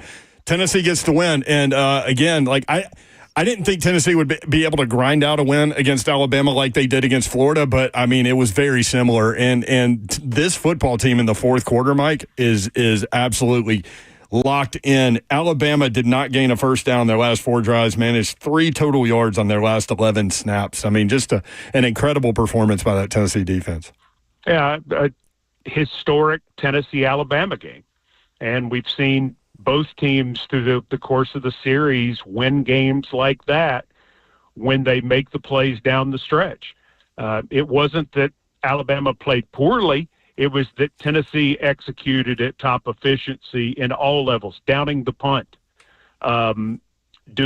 making the field goal at the end, handling the kickoff, having Turbeville put it through the end zone, all of those things, building step by step, and then obviously offensively and defensively doing what needed to be done. I mean, it's just good football. And you like to see good football. You especially like to see it when you find a way to win, because it's a reward for all of those things that you've built into your program. And that's obviously where Josh Heupel has been trying to get them. They will need all that down the stretch if they're going to be able to build on this victory, because the SEC, as we saw in the Auburn, Missouri game, as we've seen, throughout seemingly every game, everything is tough. And all the remaining conference games figure to be tough for Tennessee. Why you got to bring up Auburn, Mike? Well, they played well. They did a nice job. They're not. I understand they're 2-5, but they're hardly a bad football team. Right. Next year. But that's the difficulty of the SEC right now. It really is. You're hard. Oklahoma not playing well against South Carolina, but Oklahoma is hardly a bad football team. Yeah. And again, State held in there with A&M. They're improving. It's just the most fascinating league. It's every week there's chaos somewhere. And it's impressive. The 2 third-down throws by Nico in the second half, one to Thornton rolling to his right. I still don't know how he dropped that one in. And then Brazel in the end zone with an incredible catch. Do you think something clicked with Nico in the second half of that football game? He grew up. That's what people do in that game. People grow up. And he decided at that very moment, I don't know if it was halftime or where, but he went from being the redshirt freshman 19-year-old quarterback to being Tennessee's quarterback. He's now beaten Alabama. And there aren't, tons of quarterbacks that can say that around the country right now. If you're a Tennessee quarterback and you beat Alabama, you're pretty special. Mm-hmm. So, Alan Cockrell did it twice, and Tony Robinson did it twice, and Peyton Manning did it 3 times, and T. Martin did it, and Casey Clausen did it 9 times. And, overall, when you do that, you take a different step, and he took that step. Love it. We'll be listening, following 3HL. Again, the Brian Callahan Show coming up. Thank you, Mike. Thanks, Scott. By the way, Cynthia Freeland from NFL Network on with us tonight to fun. talk about she's fantastic, and she's from Michigan too, so she gives us a lot of good insight on her Detroit Lions, which I know they're good, but I don't know that much about them right now because we hadn't seen them in 4 years. So I think you'll enjoy her. Yeah, they're good. Yeah, and she's phenomenal when it comes to the numbers, analytics side. She's really good. Yeah, love it, and a good person too. Agreed. Thank you, Mike. All right, see you. All right, there's Mike Keith, voice of the Titans. Brian Callahan Show coming up a little bit later. 615-737-1045 is the number at 3HL 1045. Nico finished the game 14 of 27, 194 yards, a touchdown, and an interception. I had 2 people reach out to me at halftime of that game talking basically trash about Nico. And, I get it. During the game? Yeah, I get it because fans are passionate about what's going on, especially in the moment in that game. And one of the guys was hitting me during the Florida game too. Actually, after the Florida game, and I'm like, you can't just take a win over Florida, and he was like, no, because the offense sucks and all this stuff. And so they both ate crow. They said, and it's funny they both use that word after Nico led Tennessee to the win. Heupel told us, people forget how hard it is to come in as a freshman without experience in the SEC, in those environments, in all of that where you have the target on your back and be the guy, especially at quarterback. It's hard. Hell, I was nervous in my living room. Oh, man, I was freaking out. My fiance got some videos of me, just stressed out. Oh, I can imagine. She got the highs and the lows, and she showed me after the game, and I was like, Yeah, that's what this game will do to you. They definitely need to get it going earlier. That's why I asked the question to Mike Faster Keith, starts. longtime Tennessee guy for sure. But yes, 3 games in a row now without a point in the first half. That is unbelievable. And that is not a hypo offense. No, and you got to go all. back to like the 60s to find a Tennessee team that's done that. The chat is going off about Dylan Sampson not getting enough love, too, which is fair. That's exactly where I was going. Yeah. And that's why I was saying that. So first half, offense production, crazy bad. Second half, they scored 24 points against Alabama. We saw what they did against Florida. It's crazy. Dylan Sampson in the last 3 games, first half, 21 carries, 68 yards. 21 carries, 68 yards in the last 3 games in the first half. That's 3.2 yards per carry. In the second half, 54 carries, 323 yards, 7 touchdowns, 5.9 yards per carry. Against Alabama, 26 carries, 139 yards, and 2 touchdowns. That is 17 rushing touchdowns on the season for Dylan Sampson. We told y'all a couple weeks ago what the season record is for rushing touchdowns at Tennessee. It's 18. He's one off it. And that was set by G. McEver, one of the greatest ever at Tennessee, in 1929, I think. Almost 100 years ago. And he's 1 rushing touchdown away from that mark. Dylan Sampson doing incredible things out there. How big is it for Nico, being a young guy, to like have a guy who you're down, you haven't scored a point in the first half in 3 straight games, but you know coming out of that second half, there's a bell cow back there that you're going to be able to hand the ball off to. He's going to make a play. He's going to take the pressure off you. And all you got to do is make 1 or 2 throws, which is exactly what he did. He did the throw to Thornton down the sideline and the throw to Brazel in the end zone. Those are the 2 throws he really had to make. How many quarterbacks could make that throw? The one down the sideline to Thornton on 3rd down, no less, and he's rolling to his right. He probably could have run for the first down. But that's the throw that opened everything up, and then Dylan Sampson scored on the next play. Mm-hmm. And then the throw to Brazel was, he could not have put that ball in a better place, and credit to Brazel. That dude, you said it in the offseason, he's going to be a stud. He is an incredible wide receiver. Now, they've got to get Thornton the ball more. Have to. He's averaging 30 yards per catch. Need to get the ball to him more. And you also need a more consistent Nico, right? Yeah. And you know that. But was that second half a step? That's why I asked Mike that question. Yeah. I think it was. Sometimes you just need that light to go off. And I think it did. Seeing the ball be completed on that deep ball to Thornton, it's like basketball. Just got to see the ball go in the net. For a 3-point shooter, just got to see the ball go in the net. Just keep shooting. That's all Nico did. He kept shooting. He had wide open shots. Yeah. He just saw one go in. I think that'll help him. And the 27. Yeah, he missed a bunch of them. Yeah. But, man, he got hot in the second half. And the 27-yard run, too, to set up another score, that was something. Rodney Garner, defensive line coach. Remember we were talking last week about how he said, the defensive line is really good, but they're not elite. They're not elite. So he challenged the defensive line. Oh, that was so intentional. Yeah. He's like, let me just post this on the bulletin board for you, what I just said about you. They had a day. Bama had 34 carries, 75 yards. Milroe had 11 yards rushing. 11. Rodney Garner's defensive line, here are the stats. 21 tackles from defensive linemen.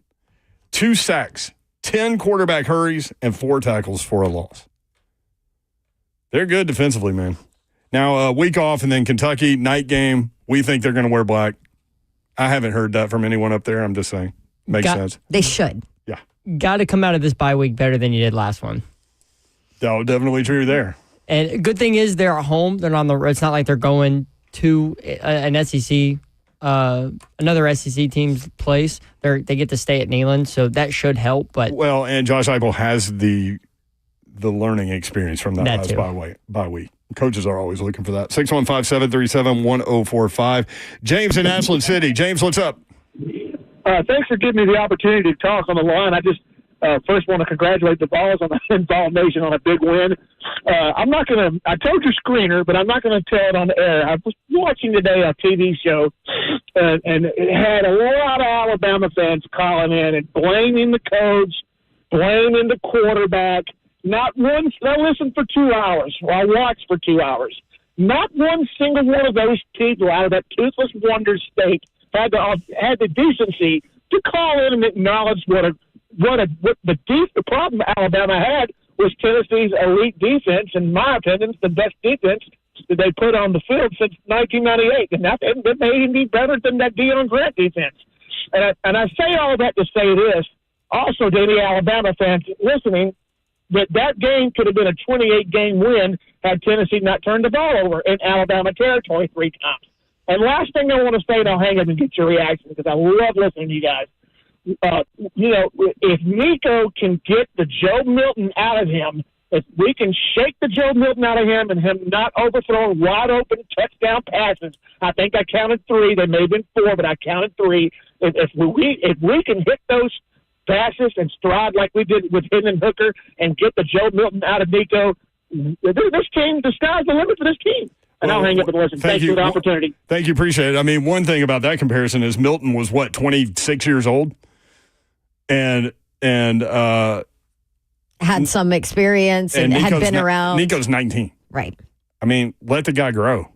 Well, I mean, and even Hooker, I mean, when he came in, he had been around college offenses for a long time, right? And even he struggled in the beginning, like getting Heupel's. Yeah, getting Heupel's offense and hitting, those shot plays that Heupel calls. That's why I'm anxious to see them play again, to see Nico play again, to see if that did change him. That second half against Alabama, did that change him and give him more confidence moving forward? Because, he missed a couple against Alabama, he missed a couple against Florida, and those games aren't tight otherwise. Now, having said that, both you can't Florida, turn the ball over. That's exactly true.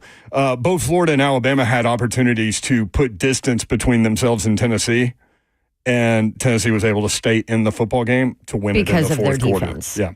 615-737-1045 at 3HL1045. Britt Doherty, Don Davenport talking about college football, the Titans. 615-737-1045.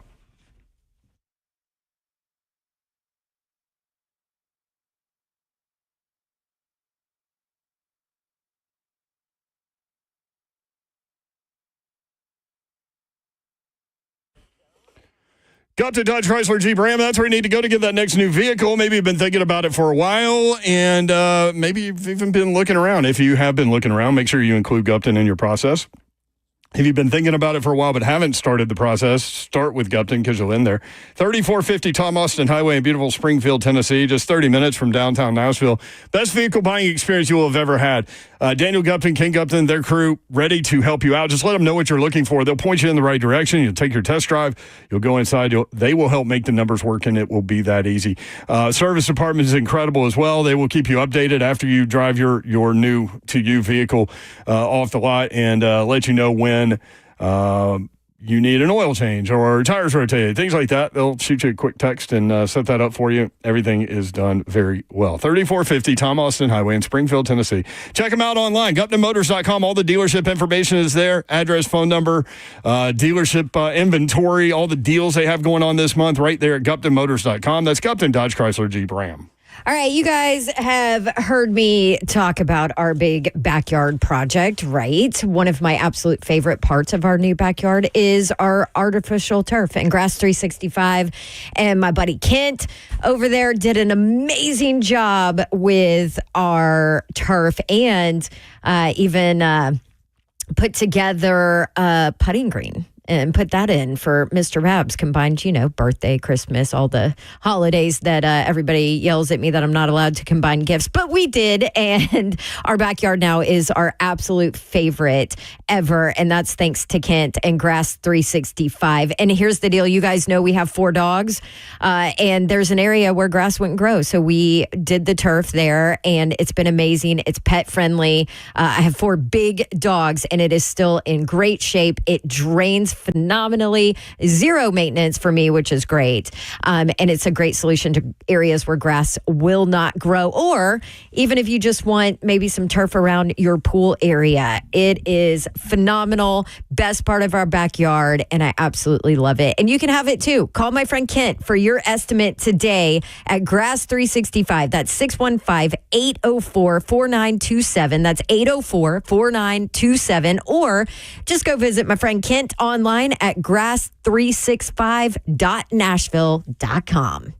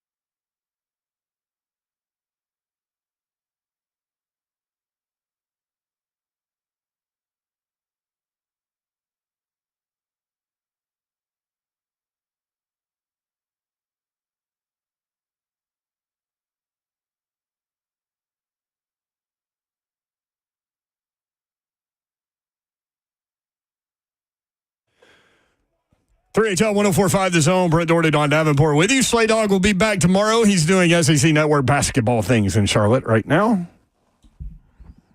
Zeph, executive producer of 3HL. What's up? We've got some, what are we doing this week? Thursday at Buffalo Wild Wings in Cool Springs. That is where we will be on Thursday. And Friday at First Horizon Park as Tennessee plays Western Kentucky in baseball at 6 o'clock in the Sound Stadium. So we will be there. What game do you have this week? I have Oregon State at Cal. Cal's not bad. I mean, both of the teams have had injury issues. Both have lost really close games. Mm-hmm. It's one of those. So we'll see. First trip to the West Coast for me this year. Not all that excited. When are you leaving? Thursday night. Oh, okay. Yeah. So ooh, that'll be a late night one. That will be a late night one, but not when I get there. Well, even when I get there, it's pretty late. And there's not.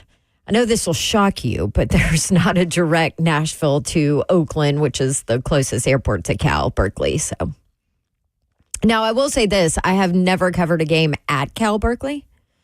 I've covered them before, just not there. It's a wild place. So I'm excited to at least see, their facilities and all of that there. Do they still have like naked people living in trees there on campus? I'm sure. That was the thing when Tennessee went out there and played them. I remember that. We just had that conversation with too. Chris Lowe, who's going to come on at 5:20. Yes, when game day was out there, right? Yeah. So, yeah, that'll be interesting. Oregon State. Quick side note, tomorrow, just randomly, former Ohio State running back Maurice Clarett will be in studio tomorrow at 3:20. Is that right? Yeah. 3:20? That's right. Okay. 2002 national champion Maurice Clarett. I love that. That'll be fun. It will. Monday Night Football tonight, Ravens at Buccaneers. Ravens favored by 3.5, 7:15 on ESPN. And the first NFL game to be on ESPN Plus will be tonight. Chargers at Cardinals. Chargers favored by 1, 8 o'clock on ESPN Plus. Why? I don't know, man. They want subscribers, I guess. Yeah, just money. Feed the beast. There's your answer. Money. Michael Spain says Southwest BNA to San Jose should have been your thing. I mean, there's like 8 airports right around there. I just want the easiest. Oakland's a wild place, too. Well, that's across where I'm the flying bay. in. So yeah. Everything leaves Oakland. Raiders, Warriors. I do have the, because it's Athletics. 4 o'clock. Yeah. Yeah, good point. Great. I do have the 4 o'clock kick Eastern time, which means 1 o'clock out there. So I will have a red eye home on Saturday night. Still don't get home till Sunday, but at least that. Maurice Clarett is doing something in Franklin tomorrow, by the way, because everyone's like, wait, why is Maurice Clarett in town? Yes, he's, I forget what it is. I'll look it up. Yeah. That's tomorrow. We'll definitely be We prepared don't worry tomorrow. about things until tomorrow. That's right. But yes, we just know he's coming up. I believe he's speaking. And we will be ready. And doing some things here in town. Let's go to WS in Brentwood. WS, what's up? Hey, how's it going, guys? Yo, what's happening, man? Hey, I just got a couple questions. Notre Dame was ranked number 5 in the country, and they lost to an unranked team. And then Alabama loses to an unranked team, and they go 6 spots back. Notre Dame goes to 18th, and then they lose again. What's the new rankings on that? I've never understood it, honestly. A lot of people are saying, like, if Indiana was Michigan, they'd be ranked 2nd, but they're Indiana, so they're ranked 13th. I mean, they've blown everybody out. They're 7-0. Now, with regard to Notre Dame, that's one of the more... Now, they haven't played... Strength of schedule is not great. Right. Yeah. But, I mean, they just beat a ranked team and beat the hell out of them. Was Signetti looking like he was pissed on the sideline every time they showed him? Yeah. Some people are just like that. Yep. Notre Dame, it's funny that you brought them up, WS, because they have one of the more intriguing matchups coming up this week as they play in MetLife Stadium. They're playing Navy, who is undefeated. Who is good. And ranked 24th in the country. That's at 11 o'clock on ABC, and I'll be tuned into that one. I appreciate it. I mean, I never understand the rankings, really.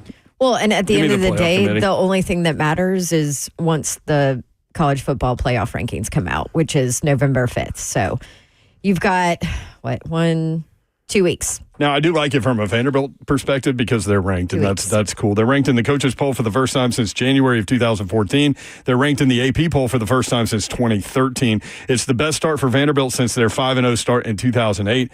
Vandy had to work for this one against Ball State. They were tied 14-all in the fourth quarter, but scored the last 10 points to set up this massive game against number 5 Texas at 3:15 on the SEC Network. Diego Pavia, I think they wanted to get him out of there by halftime. He ended up playing the entire game, 17 of 31, 275 through the air. Also ran for 82.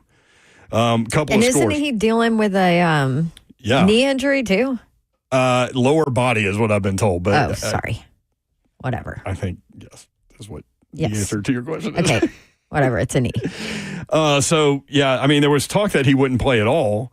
Then I think you're dealing with a situation. You told us in the offseason how competitive this kid is, and he was like, there's no way I'm not playing. Yeah, Good luck taking that kid off the field. Then I think the idea was to let him play until halftime, but they were locked in a battle. So Vandy has won 3 in a row, and now they have an opportunity to take out their second top 5 team of this season and try to get to 6-2 as Texas comes into town. Well, those Longhorn fans are going to have fun in Nashville. Yeah. I keep thinking about like new programs to the SEC, like Texas and Oklahoma, having not been traveling around to these places. And like Texas fans going to get to Nashville and probably not leave. Honestly, that's right up their alley, man. I have cowboy boots and hats and woo girls. And no doubt. And I've gotten a couple of texts from some former Longhorn players that will be here in town and are trying to get tickets. And guess what? It ain't easy. Yeah, and they've had to turn students away from games. That's you want to talk about pissed. All right, the first 5 o'clock hour coming up next. Chris Lowe will talk college football at 5:20. If you want in, we have time for you. Of course, 615-737-1045.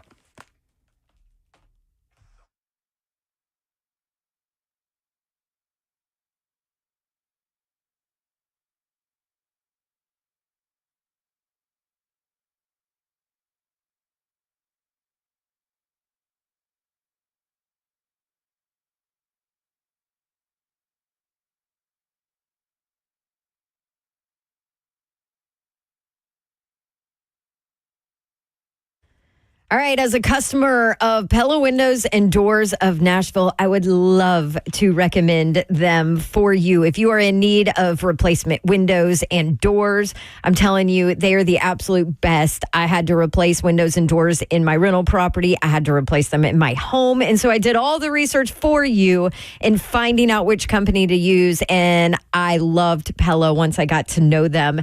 So do a lot of people. Google reviews, 4.9 with a ton of reviews.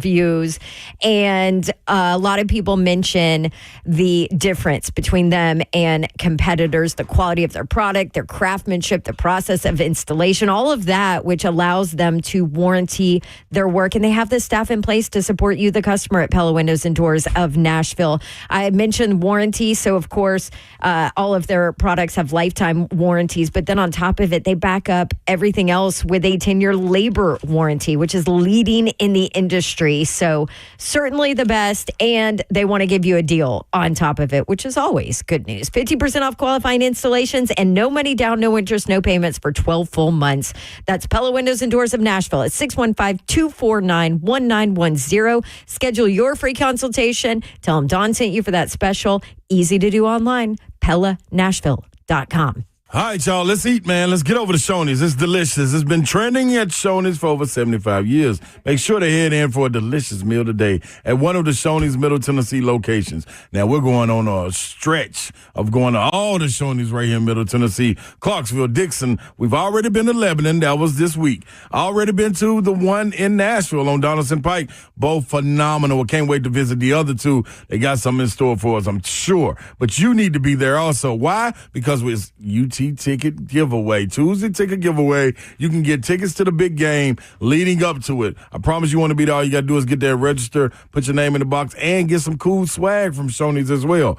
You don't want to miss this. Themed meals is a part of it. Mondays through Sunday, you get a themed meal. Fridays have always been known, and a long-time standing seafood night. That's what you're going to get when you roll up in there. Now, Shoney's all you care to eat fresh food bar, always right there, always smacking, always fresh, always delivering. turn. It's Shoney's. Let's eat.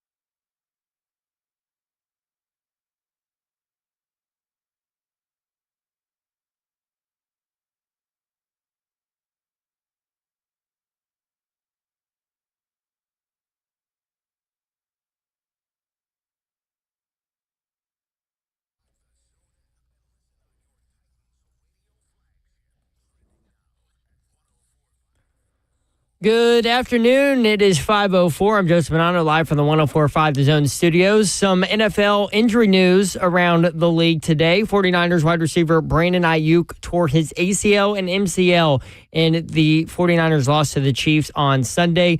His season is over. Dolphins quarterback Tua Tagovailoa is set to practice on Wednesday as he tries to return from a back concussion that landed him on IR. And Seahawks wide receiver DK Metcalf is week to week after having a grade 1 sprained MCL in Sunday's win over Atlanta. Tonight, it's a Monday night doubleheader as the Chargers head to Arizona to face the Cardinals, and then the Bucks hosting the Ravens. You can catch Tampa Bay and Baltimore on the Westwood One call of that game right here on the Zone starting at 7 following the Brian Callahan Show. For our foundation repair, want to needs, you need to visit USSTN.com. Breaking news at once on your home for the Titans and Vols. This is 104.5 The Zone.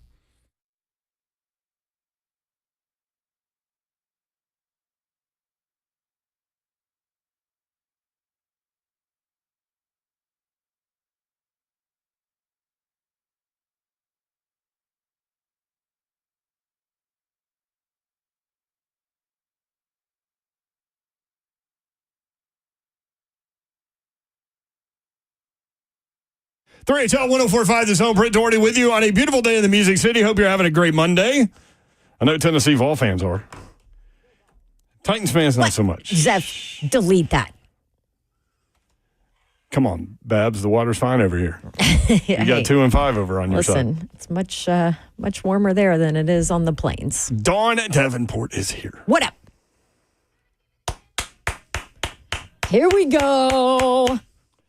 Slay Dog is in Charlotte. He'll be back tomorrow, so he'll be revved up and ready to go about the Tennessee win over Alabama. You think, Davenport? You think he'll be ready to go tomorrow? I think I'm going to have to perhaps take the mic away.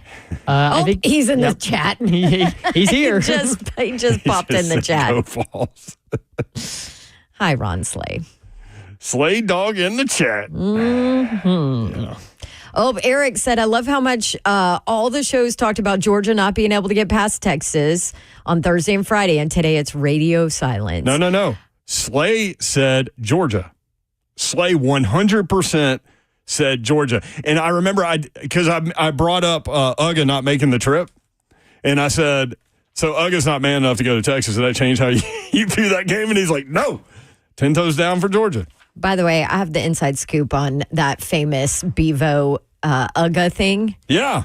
You know, Bevo went after his dad. Yes, and I'm trying to find this he story. was not going specifically after Uga. I hate to ruin it for everybody, but it's because Bevo did not get his. You know, Bevo and I are like best friends now from my Texas game week 1. You were with him. I hung out with him on his farm. So, and he's not overly friendly, by the way. I will say that, but he did not get his walk that morning. He normally walks. They walk in. So he was just pissed? He was pissy, and he was he wanted to move and walk, and he wasn't getting it, and so that is what happened. But not to ruin the entire thing for you, but Bevo was just restless in that moment. He needed to move. By the Bevo way, usually gets what he wants too. so Eric is in here now going back and forth with Slay. Eric's like, I'm just saying ain't nobody talking about it today. We did talk Georgia, Texas. We did. At the beginning of the show. Yes. When I walked into the station today, I saw Matt Murphy from across the hall, this long hallway we have here. From WTN. Yeah, Matt Murphy. Yep. And we just Georgia fan. We just point each other out and goes, congratulations. And he goes, hey, how about that? Tennessee fan, Georgia fan, saying congrats to each other. There you go. Sharing the winning love. Super impressed with what Georgia was able to do, by the way. And I don't know if you just saw out there, drama. I love it. But I guess 247 Sports posted and deleted a few minutes ago. Breaking news, Texas QB Quinn Ewers will sit out the rest of the season to prepare for the NFL draft. And it was like a picture of him with breaking news. It was immediately deleted, but obviously a lot of people screen captioned it, and now it's running around Twitter and Instagram rampant.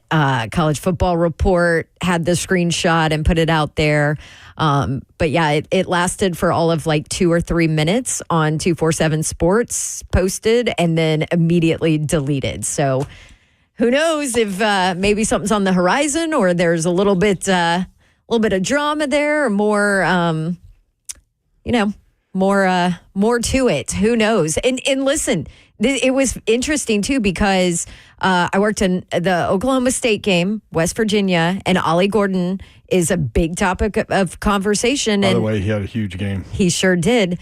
And our analyst, Kirk Morrison, during the broadcast, once Ollie got hurt again, came off to the sideline, and he said, I wouldn't be surprised if that's Ollie Gordon's last snap in an Oklahoma State uniform. Like, at some point you make business decisions. Mm-hmm. They have no chance now to make the college football playoff, right? They're in last place. Even though, they have not given in. They still showed up. But so that was a big conversation. It went everywhere that Kirk would even say that. And he was like, I'm just being real here, because you have to remember, and Kirk Morrison is an NFL guy, right? Calls college football, but certainly an NFL guy. And he was like, there will be decisions made in the middle of the season for some players who are of that caliber that came back to try and vie for a national championship, who, if they're not there, it might be in their best interest to walk away and be done. And, that brings up the conversation of NIL. Do you owe the school something? Do you owe your team something? Where's the line of business decisions and, loyalty to your program and your coach and your teammates? But so that's an interesting point, or interesting deleted post about Quinn Ewers. I mean, if you're him, what do you do? You got something from Pete Thamel? Yeah, according to Pete Thamel just a few minutes ago, he says that the report was not true. Per Ewers' representative, Ron Slavin, he was at practice today. He put the Ron Slay and Ron Slavin? He was at practice today and is focused on Vanderbilt. I think people were overreacting, or maybe reacting to the fact that he did not show up to his Monday availability like he typically does. I know, but to Don's point and Kirk's point, I mean, you already see it on some level, and you're going to continue to see it more and more. And the other thing, Ollie Gordon was banged up in that game. So there were people on social media that were like, well, that's it for Ollie Gordon. So we'll see. Backstory to your backstory with regard to the Georgia mascot. This is what I read the other day, Friday. Georgia mascot Uga 11 will not go with the team to Austin. His name is Boom. His owner, Charles Seiler, has a great quote about this. Said, quote, "This dog hasn't been on a plane yet and hasn't been on a bus yet. He's really young and immature and crazy as hell. And this game wasn't a good fit for us." Absolutely love it. So Uga didn't go. He also didn't go to Kentucky, so there's that. But, yeah, his dad was named Q, and that's the one that Bevo went after. Boom? This one's name is Boom? Boom, and his dad was Q. Those are bad names. Those are bad doggy names. How about that quote, though? He's really young and immature and crazy as hell. What a great quote. That's from the owner. couldn't that be a phrase to describe a bunch of young, even college football players? Or us. Crazy as hell. Yeah. When we come back, Chris Lowe will join us, and we'll talk some college football with Chris. And yes, Georgia and Texas will be addressed. That's next. 3HL 104.5 The Zone.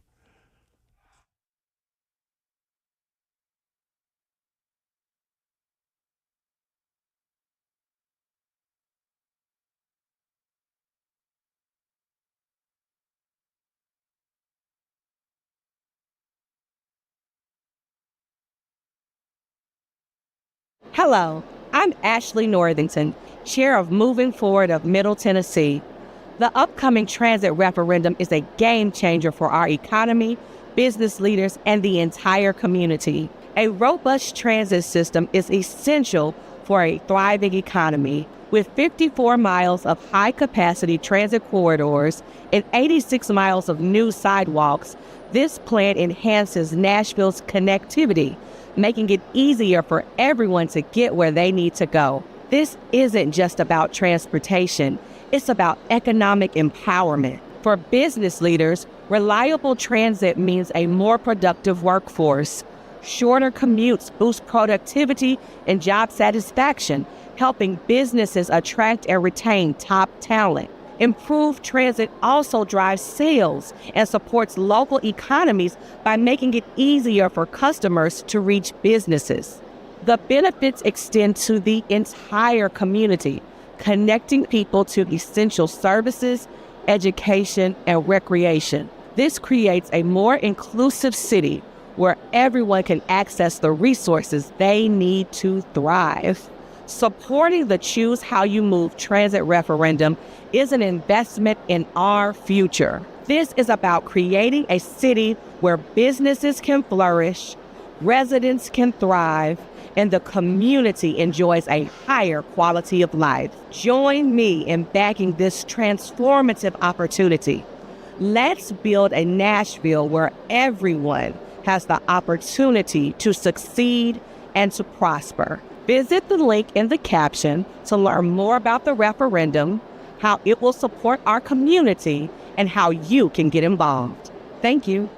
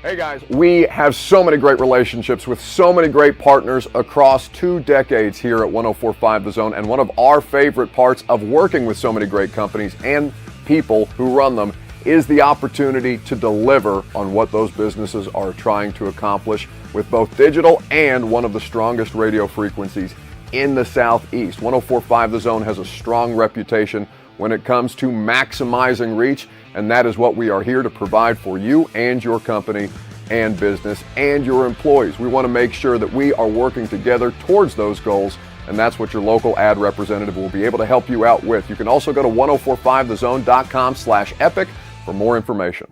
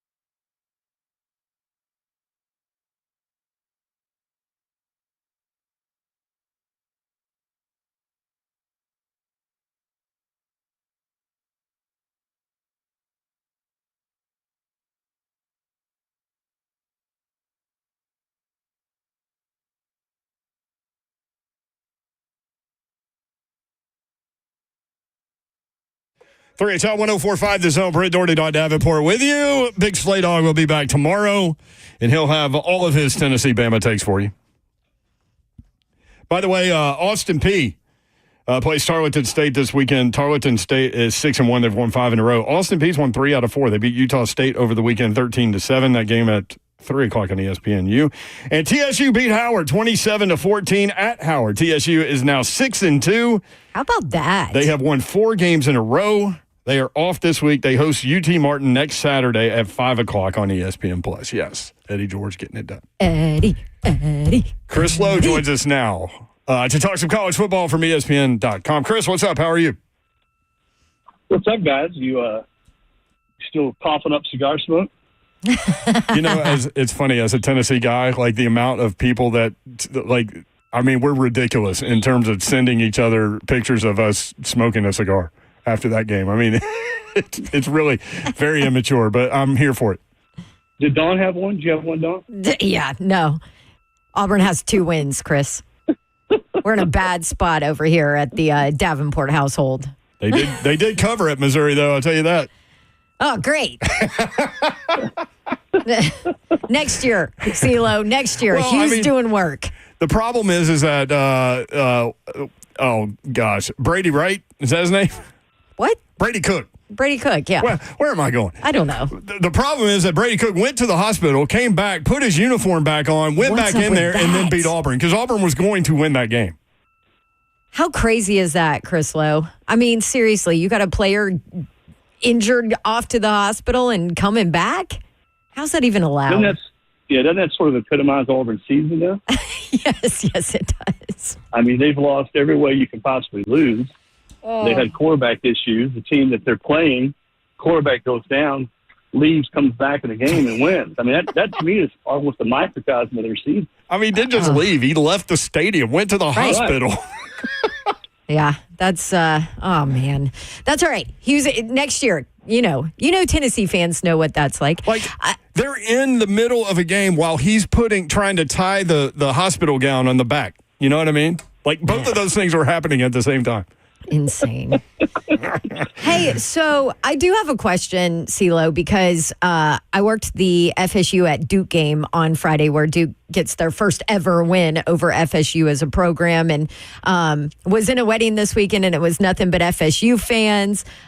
By the way, shout out to Doug and Meg, the Ryans, who got married. But, that fan base is just, absolutely distraught about what's going on at FSU. Is Mike Norvell in trouble? Well, no. He just got a brand new contract. They owe him. They owe him Ron Slay type money to get rid of him. He's not going anywhere. But it's almost like, remember that scene where they were showing the FSU team room last year when they were announcing the playoff teams, and they showed Alabama on the last line, and you saw Norvell's head just sort of dip down. Yeah. From that point on, it's been just a nightmare for them. Nothing is going right for them. And I knew that they were going to have a leaner year this year, because think of all the players they lost off last year's team. They lost a ton of players.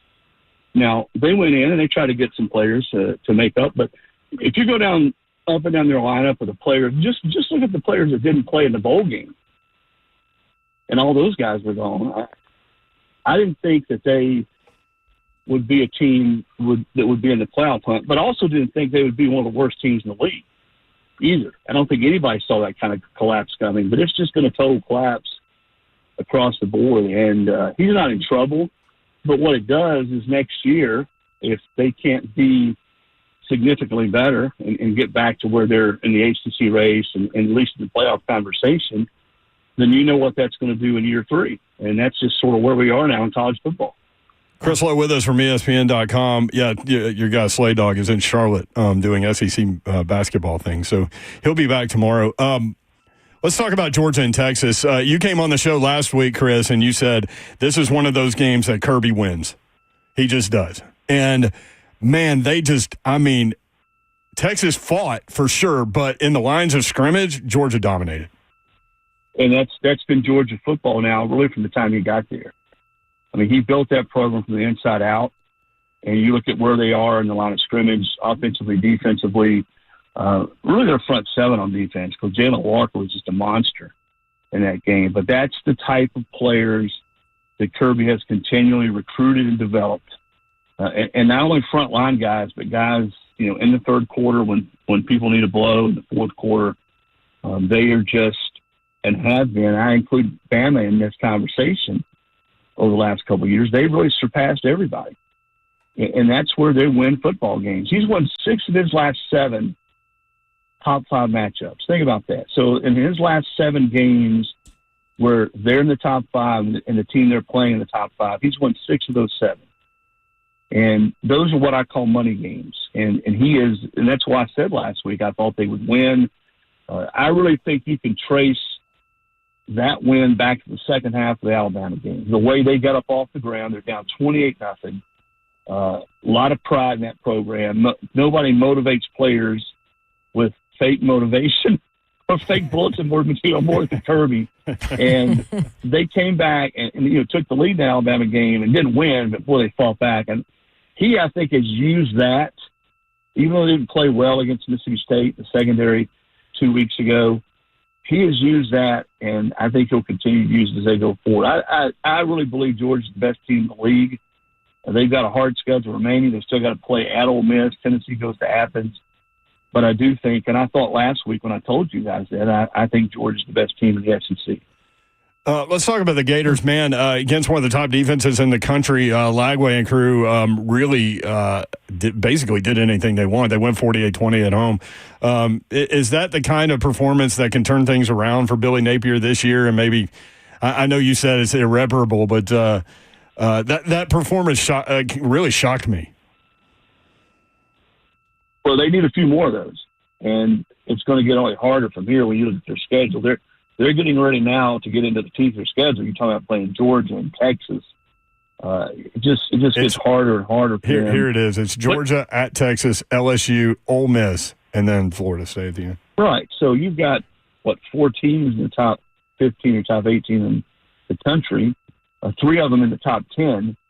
So we'll find out. Let me say this about Billy Napier. And I was there for that A&M game week 2 when I thought it was all but over. I think everybody did. I still think he's going to have a hard time being the head football coach next year. But to his credit and to the leaders on that team's credit, they have not quit. He has not lost that locker room. If you look at the way they played last week against Tennessee, really should have won the football game. They were the better team for most of the game. They just, in the first half, when you get the ball inside the 20 and you only come away with 1 field goal and you're playing on somebody else's field, you're almost always going to lose. But in the line of scrimmage, the way they played, again, running the football, they did a number on Nico. Tennessee wasn't able to run the ball very well. And then this week, exploded for 40-plus points against the Kentucky defense. It's going to have, there are multiple guys on that Kentucky defense that will play in the pros.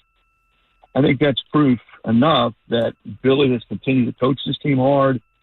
The kids are responding, and he has not lost that football team. I think that's a good sign for him going forward. Now, they're going to have to play the best football they played all season over these next 3 or 4 weeks if they're going to have a winning season, or even just to get to a bowl game.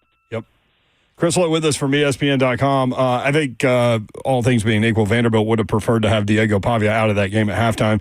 They get locked in a 14-14 battle in the fourth quarter. They do find a way to win. That was a sneaky little challenge for them coming off those 2 emotional wins, and then also having Texas coming up this weekend. But it's going to be a fun environment here in Nashville. A top 25 matchup with Vanderbilt ranked for the first time since 2013 in the AP poll, and Texas ranked 5th coming off a loss. Those are the types of games that over the years that Vanderbilt has struggled with, and that's sort of been their bugaboo. If they'll have some big wins or look like they got some momentum, then they'll lose to somebody that they shouldn't lose to, like a Georgia State this year. And then they beat Ball State, but that game should have never been as close as it was. But it's hard it's hard to get up and play your best football every week. And when you're Vanderbilt and you've had some of the highs they've had this year, I'm sure that Ball State game before Texas comes to your place, as much as Clark Lee tried, that's hard to get your team up to play its best football. I'm looking forward to it. I'll be there in Nashville on Saturday, just to see that environment, to see that team live. I've watched them play several times this year on TV, and just am so impressed with how well coached they are. They're sound. They don't beat themselves. And you mentioned Pavia. He, to me, if you said, all right, who are the 5 players in college football right now that you would most want to go watch play, or the most entertaining, or you would pay money to go play, he would be one of them for me. The way he plays, the passion, the intensity, the way his guys around him rally around him. He, as I've said it, I know I'm repeating myself, he plays the quarterback position like a linebacker, and that's a lot of fun to watch. He's you know what he reminds me of a little? I tell you, he reminds me a little bit. Okay. You remember Connor Shaw at South Carolina? Yep. Yeah. Back in 12 and 13? Yep. He reminds me a lot of Connor Shaw, the way he plays the game. He sacrifices his body. He's not afraid to run. He can throw it, makes big plays, and the team just really sort of, you can just see his energy permeates the entire team. And that's the kind of player Connor was when he played at South Carolina. Completing 66% of his passes, 266 total yards per game with the rush and the throw. 11 touchdowns through the air, 3 on the ground, just 1 interception. So he protects the football as well. That's going to be a fun environment coming up 3:30 on Saturday. All right, let's get to Tennessee and Alabama.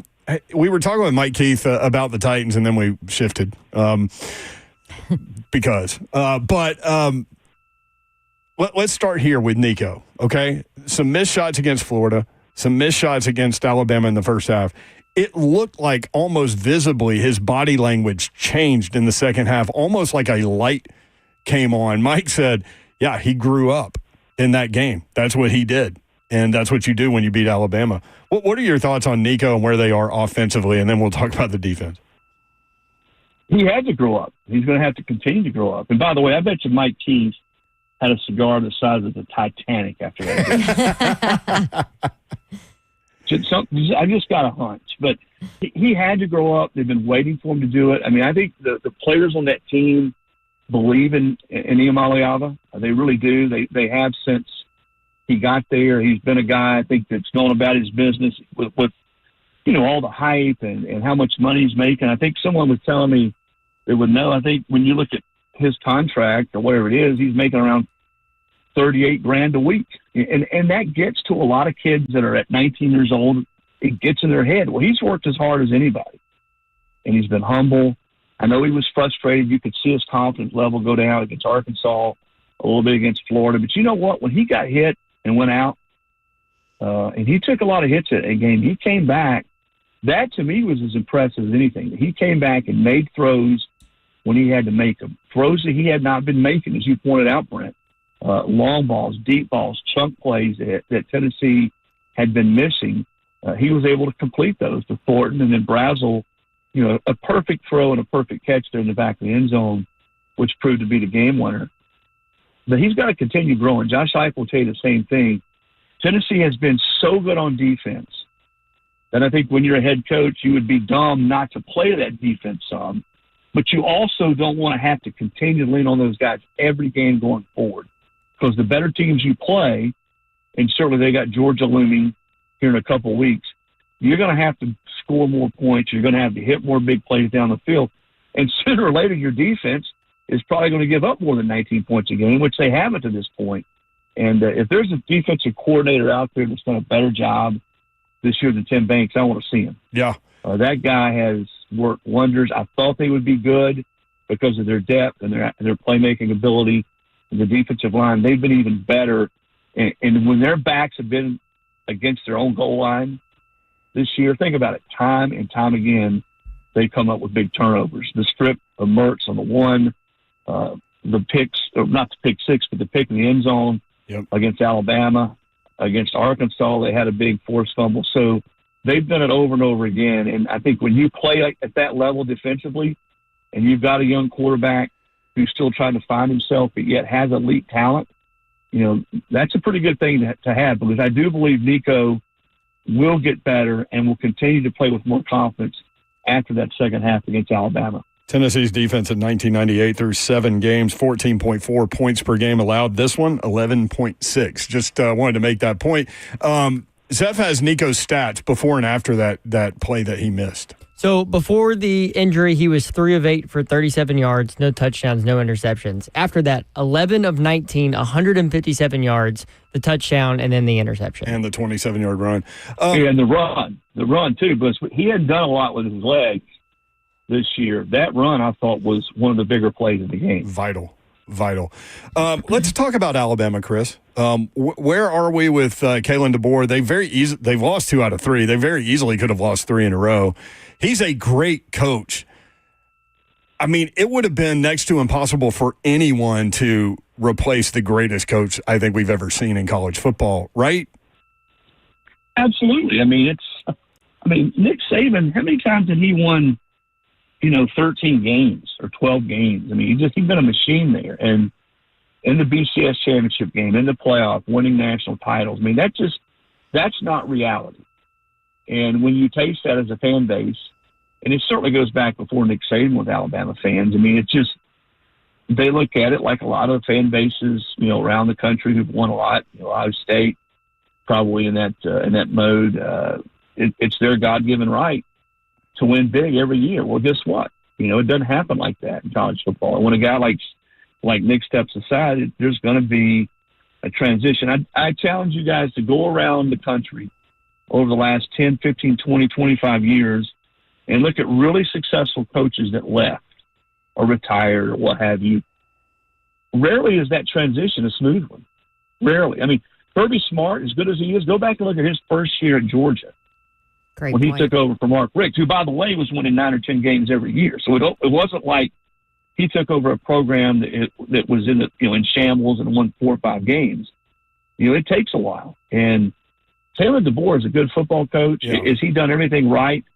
No. Is his team playing pretty sloppy right now with the penalties and just silly stuff? Yes. But he has won everywhere he's been. Give him some time, and I'm sure you guys have a hard time believing this. The people I've heard from in Alabama are not taking it very well. I mean, yeah, me too. I'm sure you have a hard time imagining that, but it's not a fun time to be in the great state of Alabama right now if you're a Tide fan, because this is almost like, I don't know what to compare it to, but I think maybe some of them might have thought that the transition would not be completely smooth, but I don't know that anybody thought they'd lose to Vandy, Tennessee, who Bama fans hate losing to Tennessee, and they never did lose to Tennessee for the first 16 times that Nick Saban played them. And you're right, South Carolina really had a great chance to win that game. All that said, the win over Georgia, you don't dismiss that. Right. If Bama can sort of find their way, win this week against Missouri, they get a week off, then they go to LSU. They're going to have, if they can get to 10-2, now I haven't seen enough of this team to make me think they can, but if they do, and they transform over the last half of the season, remember, this time last year, the middle part of last season, Bama was not playing great football.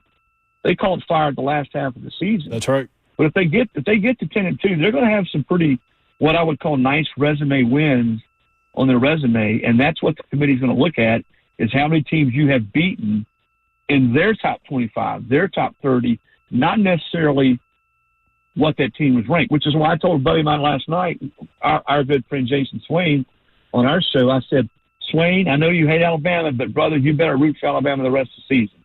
Because Tennessee needs, if they don't beat Georgia, and I think they can beat Georgia, but let's say they don't beat Georgia and they're 10-2, they need Alabama to be ranked in that final top 25. They don't need Alabama to lose 2 more games and fall out of the top 25, because certainly the Oklahoma win's not going to count for much. They could be sitting there potentially without any top 25 wins. Isn't that crazy? And 2 of the teams they've beaten were in the top 25 when they played them, or 3.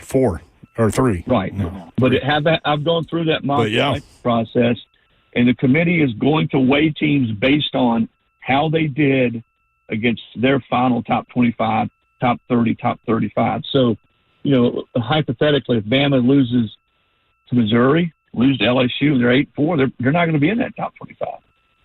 How about Josh Heupel, 4-2 in his last 6 games against Florida and Alabama? And you know what they were in the 16 years prior to him coming to Tennessee against those 2 teams? Hit us. Which dates back to 2005, I think. 2-30. Whew. Crazy. So he has the same amount of wins in 3 seasons as that number? Wow. As Tennessee did in 16 seasons. And keep in mind, that spans 5 different coaches. That goes back to the end of Coach Fulmer's tenure. And then Lane, and then Derek Dooley, and then Butch Jones, and then Jeremy Pruitt. So in the last 3 years, he's 4-2. In the 16 seasons prior to his arriving at Tennessee in 2021, they were 2-30 against those 2 rivals. Doug Dick used to always say it, Brent. You can see him right now with his hands moved and talking. He'd say, Coach Tennessee is always going to be judged, always going to be measured on how he does against Alabama, Florida, and Georgia. You got to beat them as much as they beat you. Well, guess what? Heupel's starting to do that now. Love it. Thank you, Chris. It's going to be fun. Safe travels to Nashville. That's going to be a great environment over there at Vanderbilt Saturday. Yep. I really look forward to being there. See you guys. All right. See you. Chris Lowe, ESPN.com. More 3HL next. 104.5 The Zone.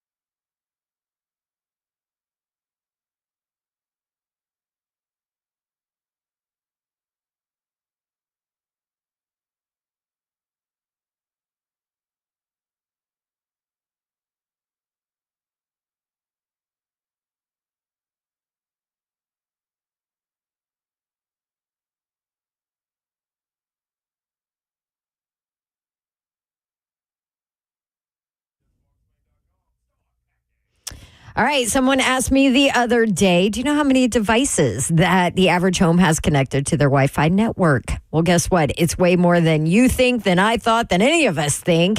And go to your home and count your connected devices. I did it, and well over a dozen.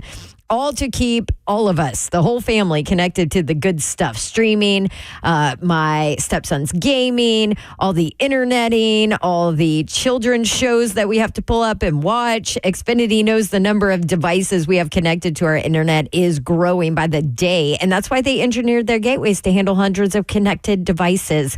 And yes, I said hundreds. Now through December 22nd, get 150 megabit Xfinity internet for just $35 a month for 12 months, no annual contract. Plus, get free Wi-Fi equipment included and make sure your home Wi-Fi can handle everything you throw at it and then some. Switch today, Xfinity. Bring on the good stuff. Restrictions apply. Requires paperless billing and auto pay with stored bank account, taxes and fees. Extra after promo regular rates apply. Currently $56 a month. Actual speeds do vary.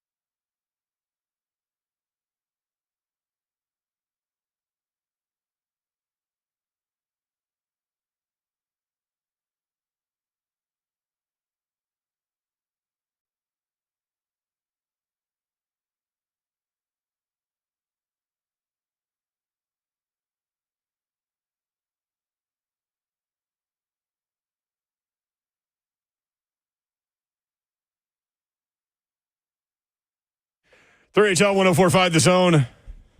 Again, coming up this week, Thursday at Buffalo Wild Wings at Cool Springs, Friday at First Horizon Park, Tennessee playing Western Kentucky at 6 o'clock in baseball at the Sound Stadium.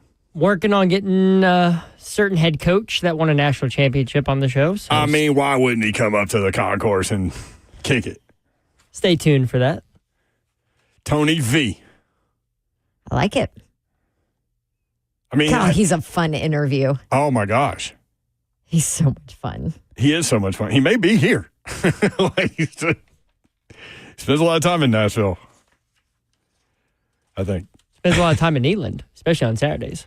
So Georgia doubled up Texas 30-15 in Austin. Welcome to the SEC physicality moment for Texas. There was a questionable pass interference call on a Texas interception that initially went against the Longhorns. Texas students threw tons of things onto the field.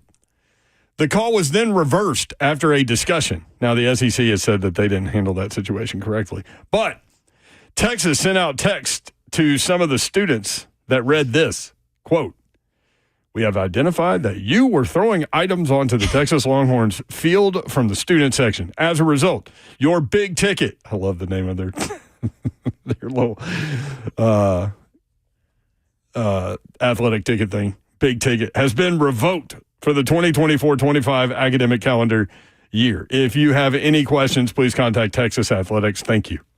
Now, I hate to do this. I hate to do this to you. Okay. UT Athletic, or the Texas, sorry, not UT. Wrong. They're not UT. I just caught myself. The Texas Sports Tickets official account said that they are aware that somebody is going around sending out fake texts. Oh, okay. There you go. Can you imagine getting that text if you were a student? What if you were a student and you weren't involved in it? I know, right? I'd be pissed. Man, when I was at UT, which is funny, I rarely called them UT before all this happened. Now I catch myself, instead of writing TN in text, I'll write UT. But, I mean, for the bigger games, the bigger home games, we would camp out at the University Center in Knoxville at Tennessee. We would camp out all night. There may have been some beer involved. It was a fun time. But we were getting tickets. Yeah, when I was there, it was all online, so you really. I know. Yes, I know. Yeah, we. You had to wake up early so you could get your name in the lottery, but we used a Rosetta Stone and some other things, hieroglyphics, to ensure seats. Now, you would also have to camp out for road games. Hieroglyphics. Well, he's telling me I'm old because they did it online. You were fine with the Rosetta Stone flying by you. Yeah, that one was okay. Also, I'm proud of you for cleaning out your bag a little bit during the break. I did. Do you know why? Because I went to find something the other day, and there were like melted pieces of gum. Oh, gross. In the side. I was like, okay, I think it's time for a mid-season bag clean out. I also, after 8 weeks of travel, have about 50 hotel pins in my bag now.